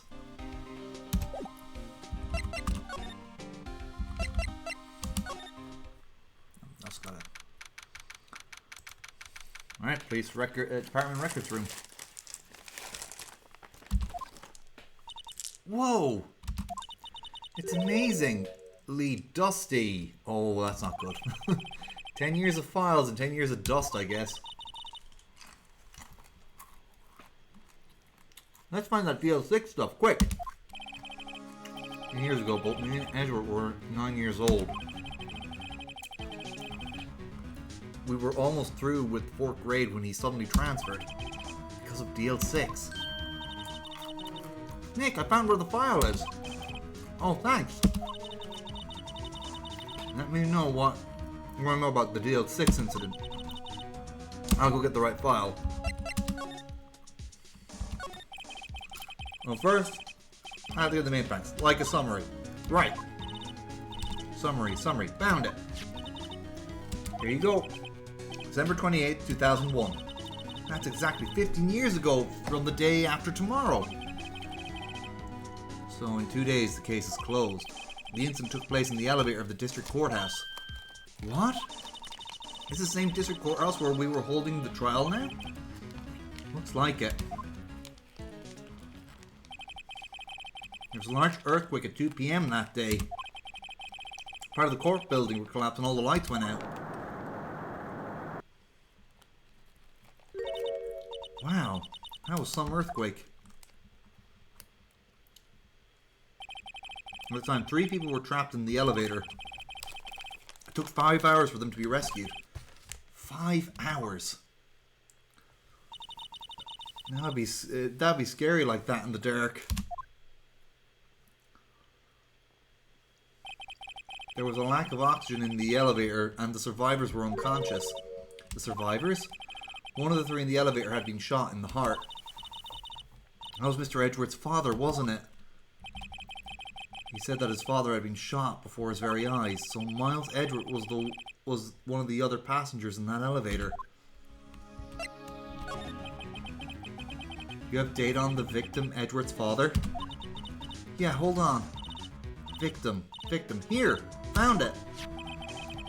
Gregory Edgeworth, 35, defense attorney. If he were alive today, he'd be 50.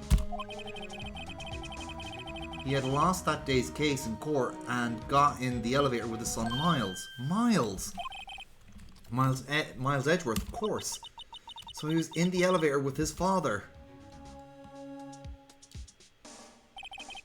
From the angle of the bullet and the other evidence, it could not have been suicide. The murder weapon, a pistol, was found in the elevator. The pistol had been fired 2 times. Where have I heard that before? Huh. It sounds just like this current case. What's going on here? Suspect data. Got any data in the suspect in there? That would be the guy that got my mom, that my mom got arrested. Hold on, this is it. The man arrested was a suspect in the accident. Was it Yanni Yogi? He was a clerk in the court, apparently.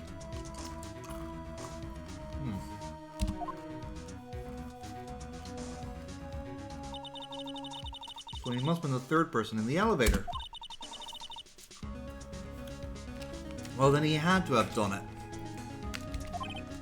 But he was found innocent thanks to his defense lawyer, Robert Hammond. Hammond, the victim in our case. Right. The suspect, Mr. Yogi, was oxygen deprived so much he had brain damage. He lost all memory of being in the elevator. After he was declared innocent, he disappeared. Where could Yogi have gone to, I wonder? Maybe closer than we think. I guess I know generally what happened in the DL6 now. I still don't know what sort of impact the whole thing had on Edgeworth. Nick, are we going to take the whole file? There's too much. We'll never get it out. You're right. How about we just take what we think we'll need? Alright.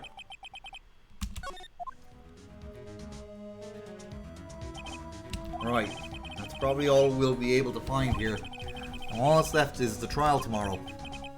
I wonder how Dad will do testifying in court. Dad or Yanni Yogi? I think I'm gonna need some water right now. Save my progress. Yeah, I'm gonna take another break, but not as long this time. I just need to get some water. I'll be right back.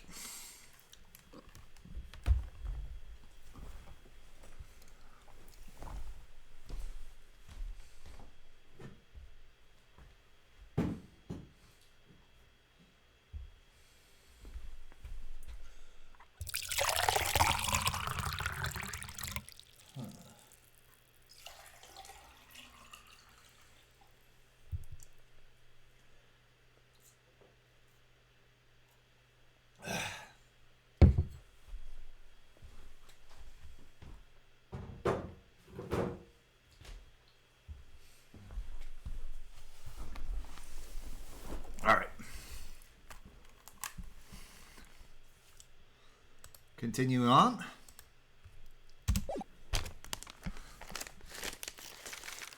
December 27th, 10 a.m. District Court Room number 3.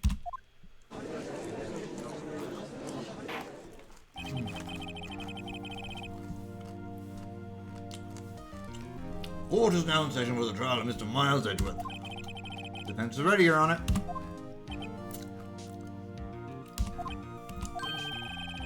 Very well, and apparently the prosecution is also ready. Who is the judge here, anyway? Mr. Von Karma, your opening statement. Very well, no opening statement, so... Oh no, I have to get my hand screwber.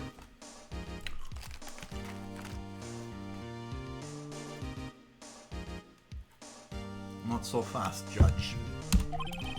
I was taking a meaningful pause before speaking. Right, of course. A prediction. Today's trial will end in 3 minutes from now. No, it won't. Order! Order! Mr. Von Karma, what is the meaning of your statement just now? Bah, must you question everything? Today will be over in 3 minutes. We have no time to waste. I call my witness now. Right. I call my witness, my decisive witness, to the stand. Is that mysterious boat shop owner? There he is, Yanni Yogi. Witness, state your profession.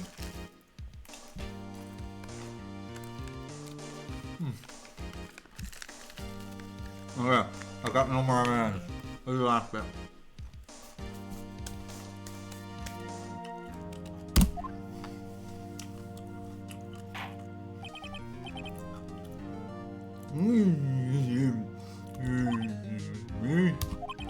am the proprietor of the restaurant, the Wet Noodle at Gourd Lake. I also rent boats.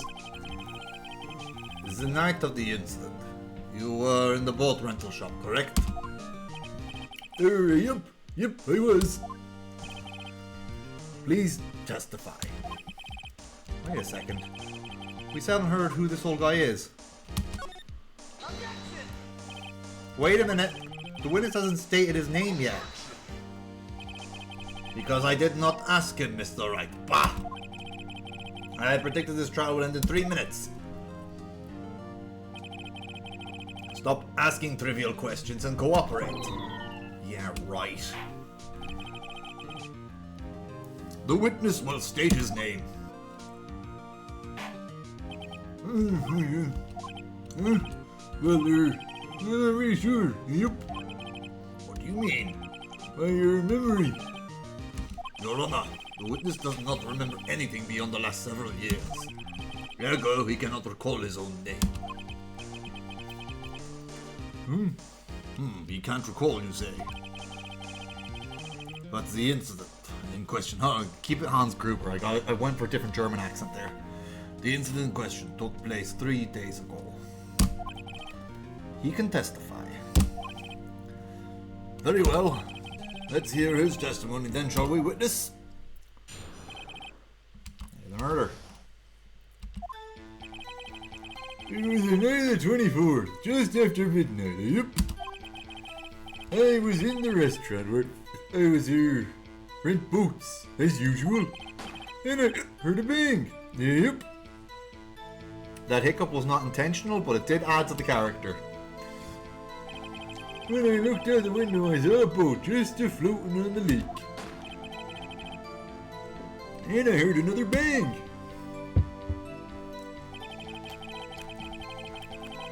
But just about then, the boat comes back. And a man walks by my window. Very well. I'd like to begin the cross-examination. There is nothing to question in my witness's testimony. Ergo, no need for cross-examination. Besides, there are only 10 seconds left before our 3 minutes are up. Judge, your verdict now. Yes. Mr. Wright, cross-examine. What are you saying? Of course I'll cross-examine the witness. Very well, you may begin. Excuse me, Mr. Von Karma. 3 minutes just passed. I see. Well then, let's just take our time. You may cross-examine the witness.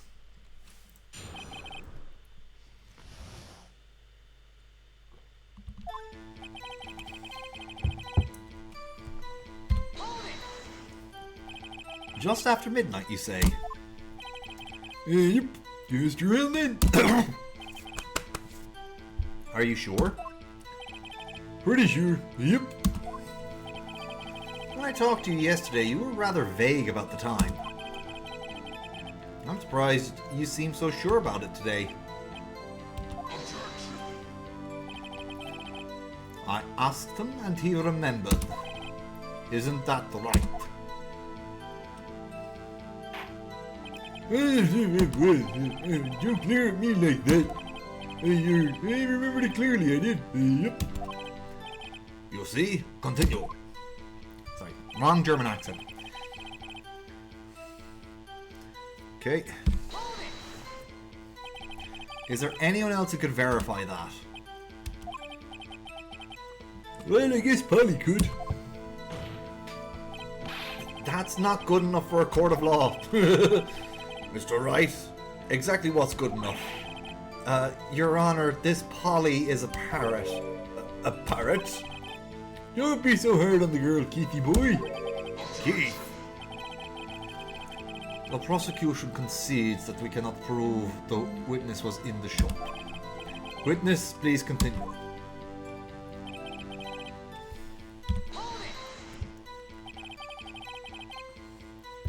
And where did the bang seem to come from?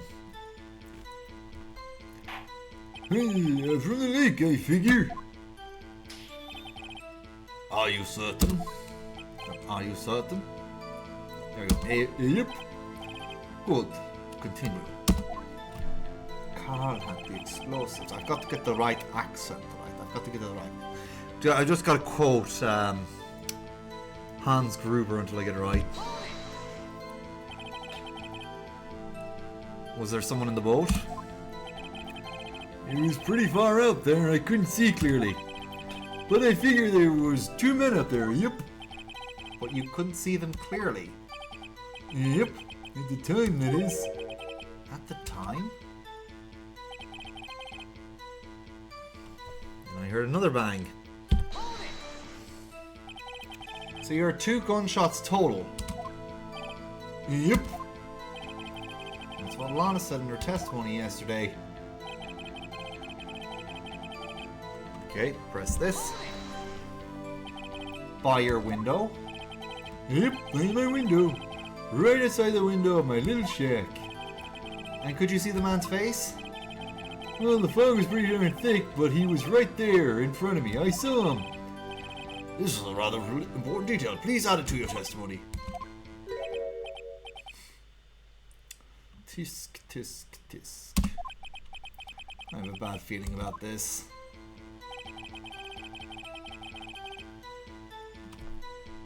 Hold it, that man was the... Are you sure?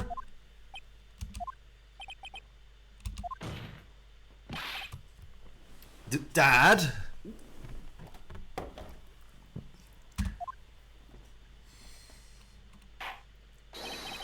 Dead certain, Keith.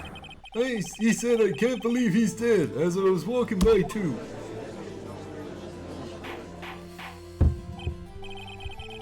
Witness, are you sure that the person you saw was Miles Edgeworth? It was him, that Edgeworth boy. Right. Give me a minute. Just a second, I gotta clear my throat.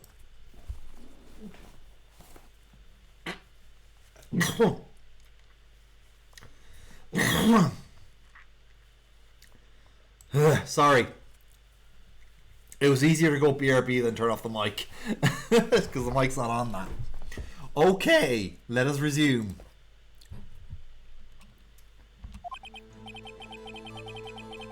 This sounds like decisive evidence indeed. I see no room for doubt. Karma. He lured me into a cross-examining so he could set me up for a fall. Tisk, tisk, tisk. Nick, I don't like the way things are going here. Everyone in the courtroom is glaring at us. I better act quick or this trial is going to be over.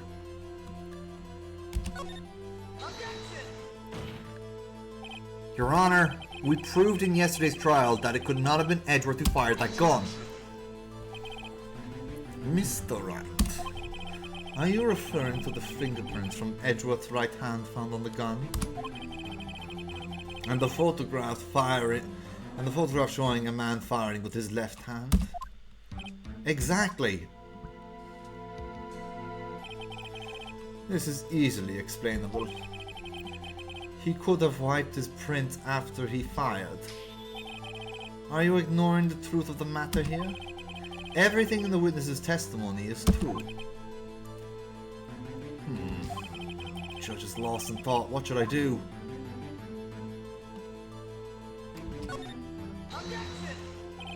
Your Honor, this witness claims that Edgeworth says I can't believe he's dead. But his words are all we have. If you were telling a lie... Mr. Wright, in a court of law, the evidence tells all. Apparently you have yet to realize even this basic fact. If you say his testimony is a lie, show us proof. Nick, do we have evidence? This is not good. There's nothing I can do. Are you sure? To be honest, I don't know what to do anymore. Please. Can you hear me, sis? Please. We need your help. Nick needs you. Tisk, tisk, tisk. 3 minutes was perhaps too... 3 minutes was perhaps too... That's wrong. That's not even German anymore. Hold on. Shoot him. That doesn't sound like... I'm trying to get my hands groovy right. Now I have a machine gun.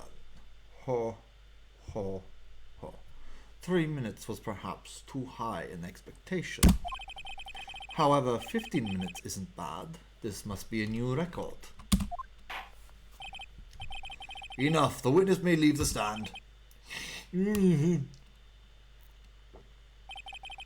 court sees no reason to further prolong the trial, nor any need for more time to decide the case against the defendant. This case is extremely clear. I see no reason for misinterpretation of the facts. What? No!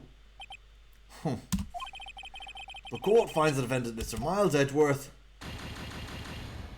Oh shit, did I fuck up? The accused will surrender to the court immediately. To be held in the oh goddamn, did I fuck up? This whole court is adjourned. Wait! Wait!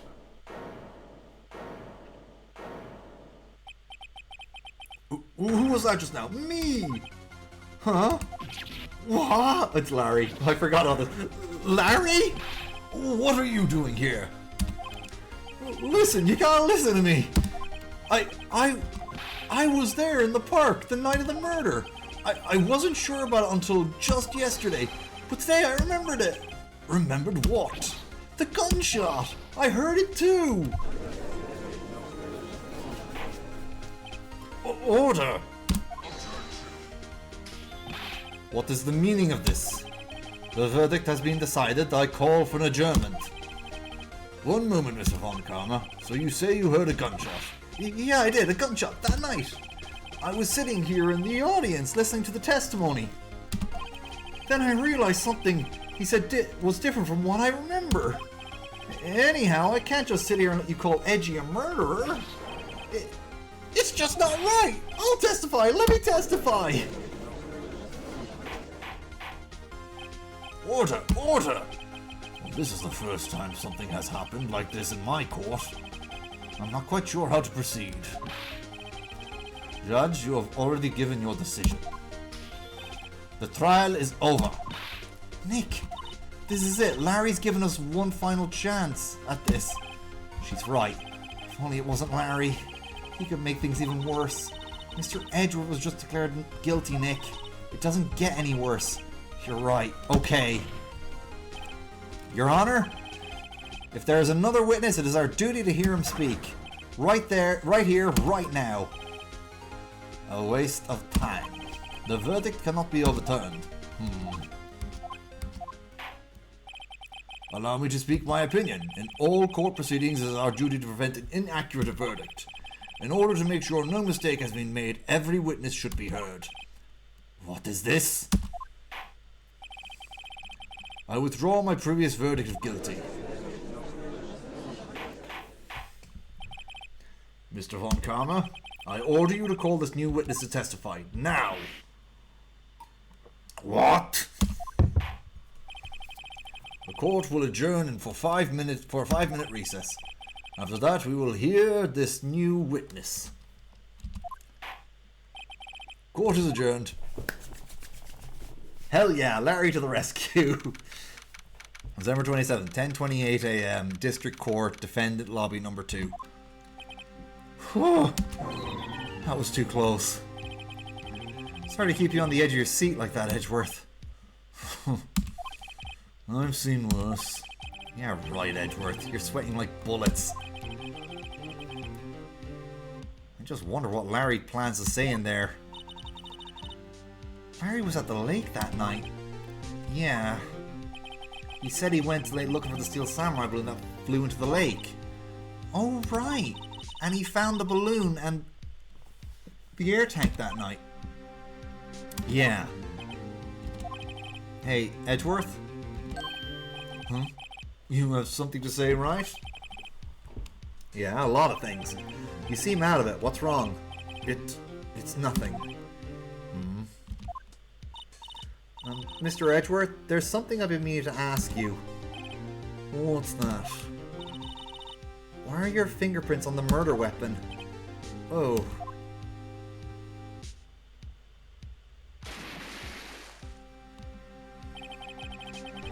When he fell into the lake, I went into a daze. I couldn't understand what had happened.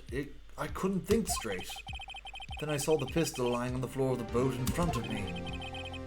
I picked it up without thinking. I didn't have a reason, really. I see. Right. Yeah? This might be our chance. Our chance? Von Karma has only ever run perfect trials. Perfect trials. Perfectly prepared witnesses, perfectly complete evidence.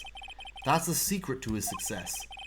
This is the first time he's ever had to deal with something unexpected. He has to let someone he hasn't even talked to testify before the court. And that someone is Larry. What are you getting at? It's likely his testimony will be full of holes, right? That's right, Nick. No 10-minute trial this time. We'll milk this one for all it's worth. Hey, it was 15 minutes. 15! Everything's on Larry now. Oh, I feel lightheaded.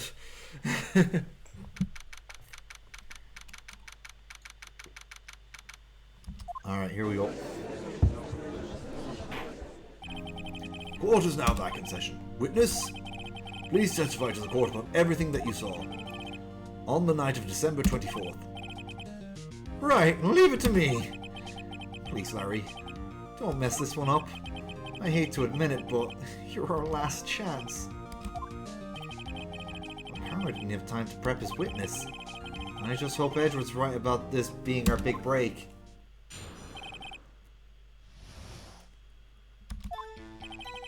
That night, I was out in a boat on the lake. I was looking for something and I found it. So I quietly slipped the boat back into the rental dock shop. Then, just as I was thinking about going home, I heard this bang. I looked out over the lake, but I didn't see a boat. So after I heard that single gunshot, I went home. That was an unusually vague testimony, even for this court. In any case, Mr. Wright, you may begin your cross-examination. Yes, Your Honor. What's wrong, Nick? It's Larry. I have no idea what he's going to say if I press him. I'm a little scared. Well, we've come this far. There's no way to go but forward, Nick.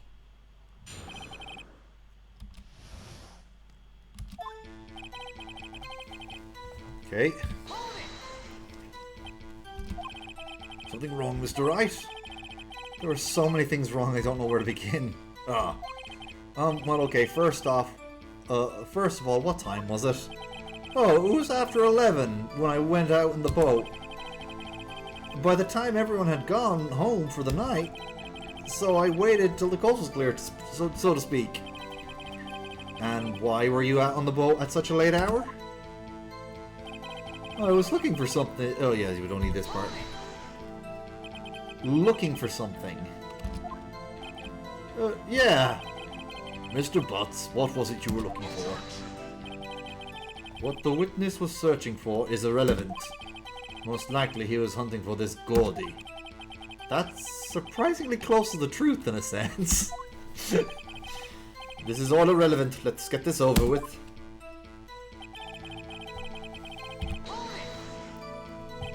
Around what time was that? Well, let's see. I figure I was out searching for about an hour. I guess it was around 12, yeah. You're not sure? Hey, don't give me that face! I'm not some sort of human sundial, okay? People use watches these days, Larry.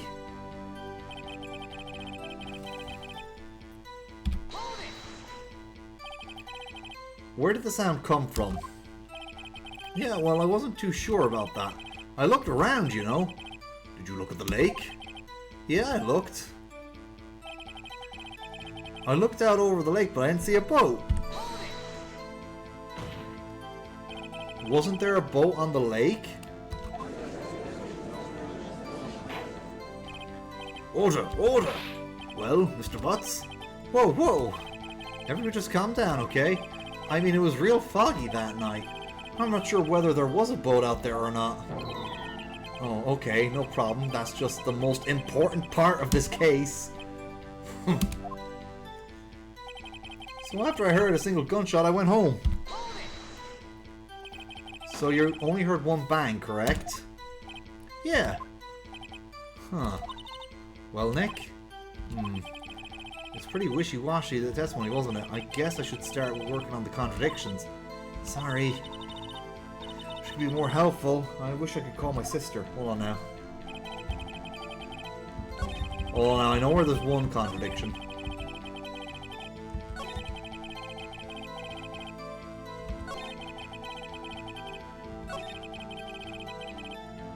Yeah, he only heard one gunshot.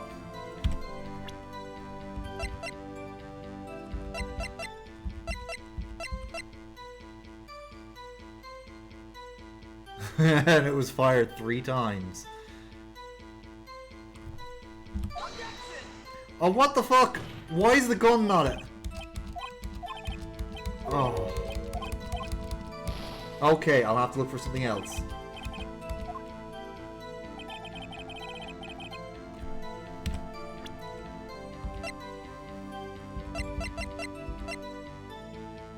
Oh yeah, I have to use Lotta's testimony. Wait, what? Oh, it's E to present. But why is tab backspace? Okay, no. Wait a sec, Larry. What? You only heard one bang? You're sure? That's what I said. But Miss Lotta Hart testified yesterday she heard 2 bangs. And the old man just now said the same thing. They both heard 2 gunshots that night. Huh? Were you even listening? Were you paying attention at all to what they said? Yo, Nick, please! Huh? You know something's been bothering me. I'm a witness, see? I'm like a customer here. So you gotta treat me nice and stuff, okay? Mr. Butts. What? You only heard 1 gunshot, are you sure? Well, to tell you the truth, I'm not sure. Eh? Not how could you be not sure? Yeah, well, I might have missed the other gunshot. I was listening to something else. Something else? My radio, dude. With my headphones. What? Order, order! And stop that booing. Mr. Butts. You were listening to the radio with your headphones? Yeah, so what? Was that a crime? I listen to my radio. Everybody listens to the radio. What's the big deal? Mr. Von Karma, your opinion? Waste of time. I do not accept this witness, nor his shoddy testimony. Well, Mr. Wright, should he continue his testimony? Continue. Your Honor, please allow the witness to continue his testimony. Bah! Nothing is more pitiful than a lawyer who doesn't know when he's lost. Very well, Mr. Butts. Please give your testimony, and be sure to include details like your radio. Right, leave it to me. I wouldn't if there were any other way out of this, believe me.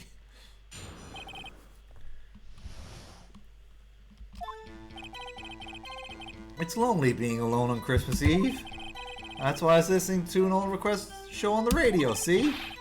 I was listening to it real booming loud like. But I'm sure I heard that gunshot. I remember exactly what the DJ was saying when I heard it too. You were listening to the radio at high volume. Yeah, what's the big problem? Can a man listen to his radio in peace? Isn't this a free country? I truly believe Larry has no idea what the problem here is. Judge, can you believe a word this witness says? What he heard was probably nothing more than a drum beat from the radio. True enough, it is difficult to believe that this testimony... Wait, Your Honor. The witness said he remembers exactly what the DJ said when he heard the gunshot. Excuse me, DJ? An announcer, the guy who says things on the radio? Anyway, what this means is when he heard the sound, no music was playing. The DJ only talks between songs, so he could have heard the gunshot from the lake. I'd like to cross-examine the witness, Your Honor. Very well, Mr. Wright. I can't believe I'm continuing this charade.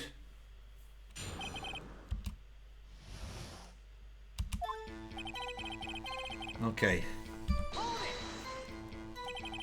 So you turned on the radio. Right! I wanted to hear someone's voice, you know? You don't know what it's like out there all alone on Christmas Eve. Alone! I shouldn't have said anything. That's why I was listening to an all-request show on the radio, see? Do you by any chance remember the name of the program you were listening to? This has nothing to do with the case, Your Honor. Objection sustained. The witness was listening to the radio. That is all we need to know. Tell us, Mr. Butts, how loud was your radio set to that night?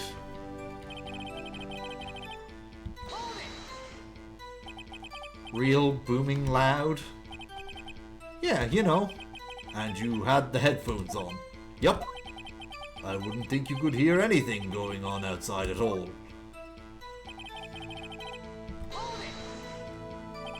Can you prove that? No, of course you can't. Nah, I can't prove it, but I remember the moment real clear. I mean, while I was talking about it, it came back real clear to me, you know?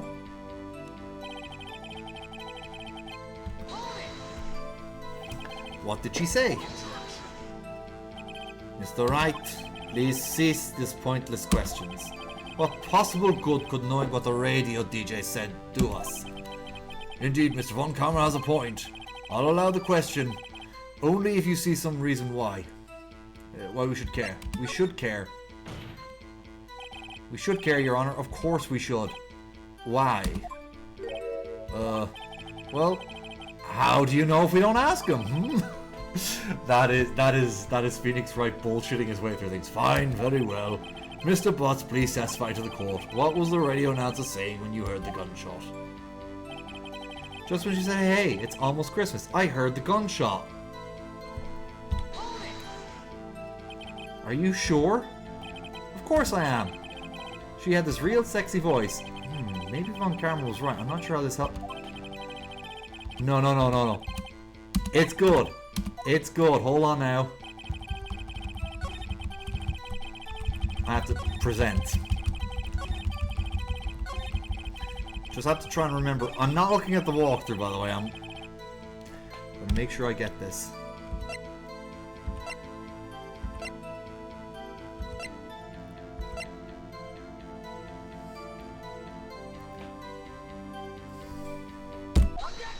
Here we go. Larry, are you absolutely sure what you're saying is correct? Oh, what's with the face? You look scary, dude. Hey, if you're trying to scare me, you better know I don't scare that easy. Is something the matter, Mr. Wright? Your Honor, did you hear what the witness just said? The DJ said, hey, it's almost Christmas when he heard the gunshot. Indeed, and almost Christmas means it wasn't Christmas. Do you realize what this means? When he heard the gunshot, it was still Christmas Eve. That would seem to be the case, yes. But he should have heard that gunshot after midnight. This photograph is irrefutable proof of this fact. Let's see, what time was this taken on? The photo was taken when the gun triggered Miss Hart's camera.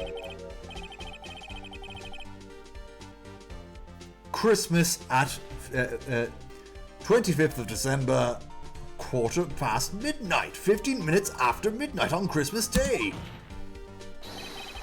This is a clear contradiction, Your Honor. Order! What does this mean? Two prior witnesses heard gunshots after midnight. However, this witness says he heard a gunshot before midnight. Judge, the answer is C. The current witness is plainly mistaken. Just look at him. Suspicious. What? Well, Mr. Wright, what do you think about Mr. Butt's claim he heard the gunshot before Mr. Midnight? Larry's right. Larry's not mistaken, Your Honor. He heard the gunshot before midnight. Intriguing. I'm assuming you have evidence for this wild claim. Show me evidence there was a gunshot before midnight. Lotta's second photo.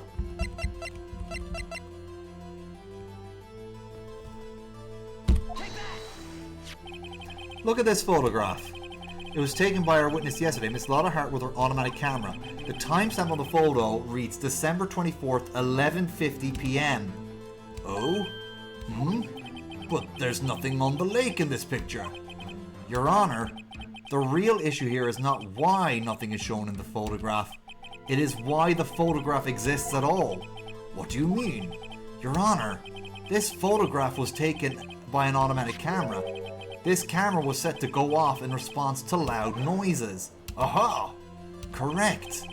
There was a loud noise on the lake at 11:50 p.m.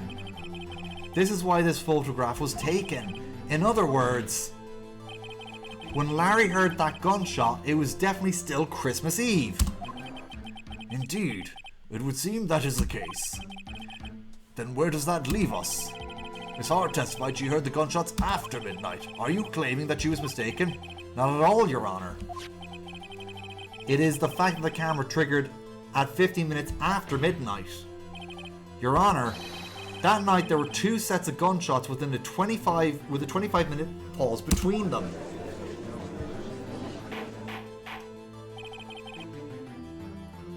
Why would this be? Don't be fooled, Judge. The camera was set to respond to loud noises. Yes? There is no proof that the loud noise at 11:50 was a gunshot. Why, the witness could have sneezed, triggering the camera. Hey, my nose was clear that night, man, clear! Well, Mr. Wright, there's no turning back now. Can you prove that a loud noise at 11:50 was indeed a gunshot? Please show the court evidence if you have any. The gun itself was fired 3 times. This is my evidence. The murder weapon? Something about this pistol was bothering me, Your Honor. Both the witness who testified yesterday heard 2 gunshots. However, the murder weapon fired 3 times. When then was the last shot fired? Only now have I realized the truth. The 3rd shot was the shot Larry heard just before midnight. Order! Order! That would make sense of the evidence we've seen so far. However, this leaves me wondering exactly what did happen that night on the lake.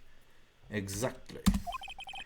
If this is true, there were 2 sets of gunshots separated by 25 minutes. One at 11:50, another at 15 minutes after midnight. Why, I ask you why? Uh-oh, I better think of something quick. Wait a second. Gunshot separated by 25 minutes.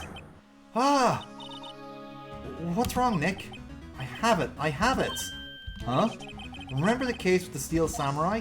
Huh? Yeah, of course I remember. The murderer in this case had the same idea as the murderer in that case. What do you mean? Maya, yes? If we don't figure this out now, we'll never overturn Edgeworth's guilty verdict. I've got a hunch, and I'm going to run with it. Right, I mean, is this safe? Safe? We've already gotten the guilty verdict. We have nothing to lose. You just watch and let me know if I say anything that sounds fishy, okay? Right, Nick. Your Honor. Yes, Mr. Wright. The testimony just now has cleared up this entire case. What do you mean, Mr. Wright? Tisk. So you finally realize the truth. There can be no other murderer here than Miles Edgeworth himself. Wrong, Von Karma. A man was shot that night, but it wasn't Edgeworth who did the shooting. Listen, rookie. Take a deep breath and consider the facts. At the time of the murder, 1 boat was on that lake. This was shown by the witness's photograph. The defendant Edgeworth and his victim Robert Hammond were on that boat.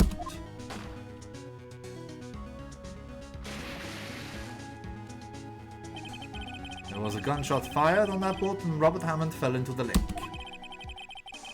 The distance of the shooting was 1 meter. It couldn't have been suicide. Well, the guilty party has to be the other man on that boat. I admit it's hard to imagine any other possibility. Yes, but that assumes the victim was shot 15 minutes after midnight. What do you mean by that, Mr. Wright? We have photographic evidence of the time of the shooting. The timestamp on the photo says 15 minutes past midnight. But Larry heard the gunshot 5 minutes before that. Robert Hammond was killed then, 25 minutes before the shot on the lake. That's the only way Edgeworth could be innocent. Mr. Wright, are you quite mad? They explain who the two men in the boat are. Edgeworth and the murderer. Of course, it was Edgeworth and the murderer. After the murderer killed Robert Hammond at 11:50, he assumed the guise of Mr. Hammond and met Edgeworth. What? Are you serious? Yes, Edgeworth won't tell us why he went to the lake that night. However, I have a hunch. That night, Robert Hammond called Edgeworth to the lake. Now, Edgeworth didn't know Robert Hammond's face that well. That's why he didn't suspect anything when the murderer took Robert Hammond's place. I'm not sure what to make of all this. Ludicrous. Mr. Wright, tell us the name of the murderer then. Murderer's name? Right, it's... Actually, I don't know the murderer's name. You don't know? Bah, again you waste my time. I don't know because he never told us. The murderer is the caretaker of the boat shop, that old man. At 11:50, he was the one who killed Robert Hammond. The caretaker of the boat shop? Where did he do this? There weren't any boats on the lake then. Why would he have to go all the way out on the lake just to shoot someone? May I suggest the real scene of the crime was not on the boat? What? Well then, where did the murder take place? Yeah, I think I know where it took place. In the boat shop. Here, of course, the boat shop where he lives. That way he could meet the victim without anyone seeing. Do you have proof that the boat shop was the scene of the crime? Recall Larry's testimony, if you will.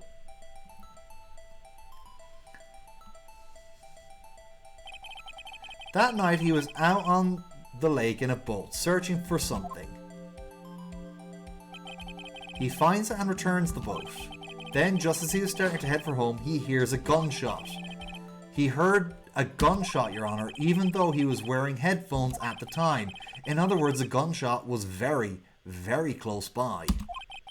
And where would that be if he had just returned a boat? The boat shop! Mr. Wright!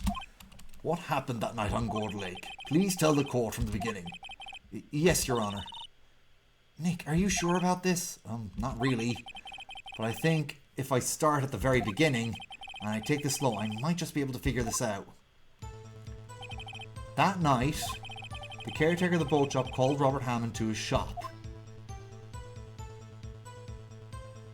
Oh wow.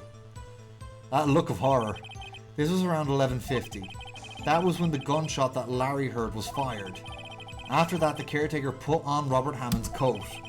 He became Robert Hammond. Then he got into a boat with Edgeworth and went out into the middle of the lake.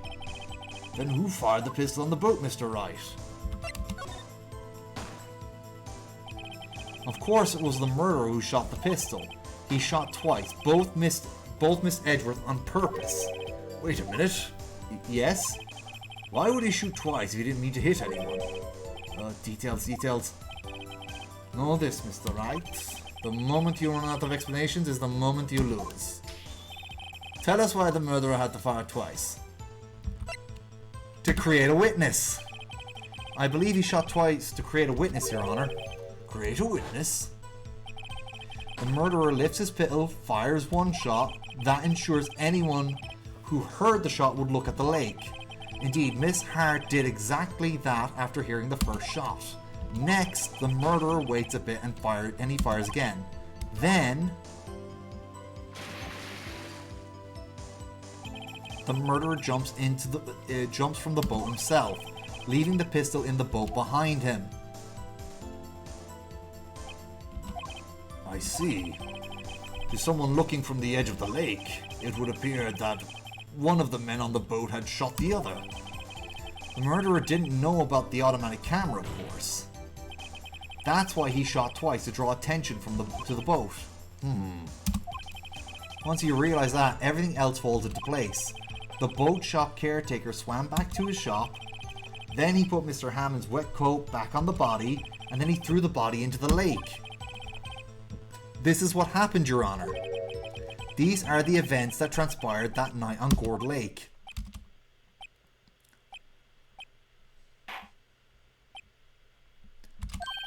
Bailiff, bring out the witness from before.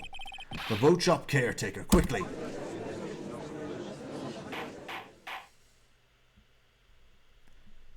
Alright. Very well.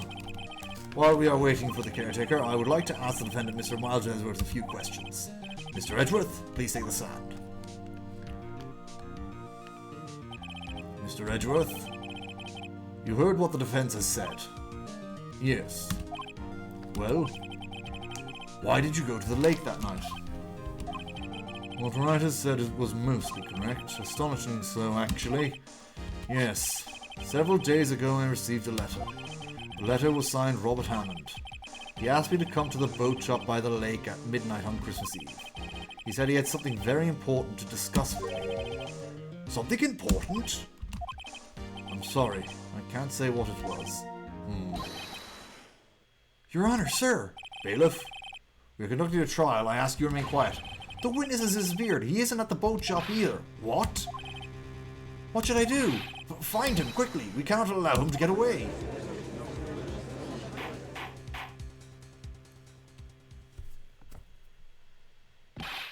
Mr. Von Karma, your witness has disappeared.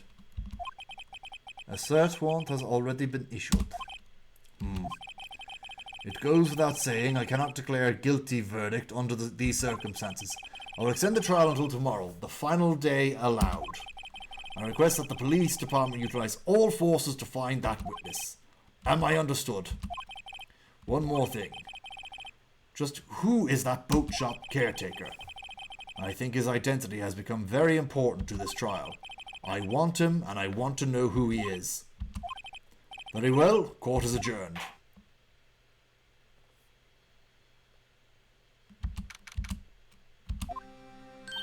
Yay, Nick, you did it! Yeah. Well, at least we got out from under that guilty verdict. What about Larry? That was something else. Even Von Karma didn't know what to do with his testimony. Larry really helped us out. Sure, once I sifted through his unique testimony. Still, he did save us. I just wish our cases weren't so down to the wire all the time. I know what you mean. Sometimes I feel like it's us on trial instead of our clients. Hey, Edgeworth. Mr. Edgeworth? Did you say something? Don't look so pained. I mean, it looks like you're probably going to get off the hook. You could try to smile just a little. Relax. I'm sorry. But I fear it's not over for me yet. What do you mean? Right. There's something that's been troubling me for a long time now. I don't know whether or not to tell you. Edgeworth? No, there's so little time left. I want to tell you to get it off my chest, but I can't make up my mind. What is this about, Edgeworth? It's a nightmare I've had. A memory of a crime that I committed. A crime you committed? A memory of a murder. And that's where we're going to leave it off for tonight. We will pick this up again next week. Sorry to leave you all hanging on this. But yeah. That's where I gotta finish tonight's stream. Sorry, folks. Alright, now let's see who is on. I'm going to switch over to just chatting real quick. I don't use just chatting enough. If I'm being... Oh, hold on now. My arm's getting clipped out there. Let's fix that. Hold on now. Where am I on the screen? Oh, let me fix this. Hold on. No. Control Z. Oh. No. Is this right? No. damn it. Which one is the... There, no, god damn it. Hold on now. 2D model. There we go. That's better. Okay. Sorry about that. Alright, now, where were we? Right, we were going to raid out to someone, so I gotta find someone to raid out to. I don't need this anymore. Let's see here. Real quick. Right. I raided out to Rufus already this week. I want to spread the love where I can. Let's see. Who is on right now? Oh!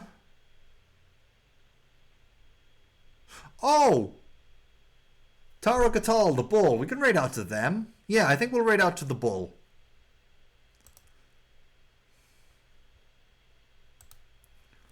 So we're raiding out to the bull. Haven't raided out to the bull in a while.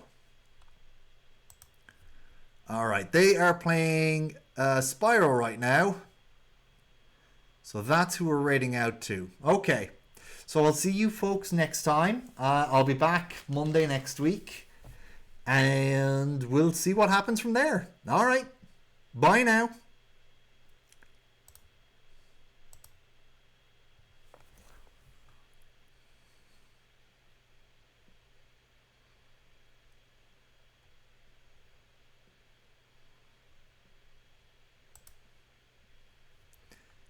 Sure, that's rated over.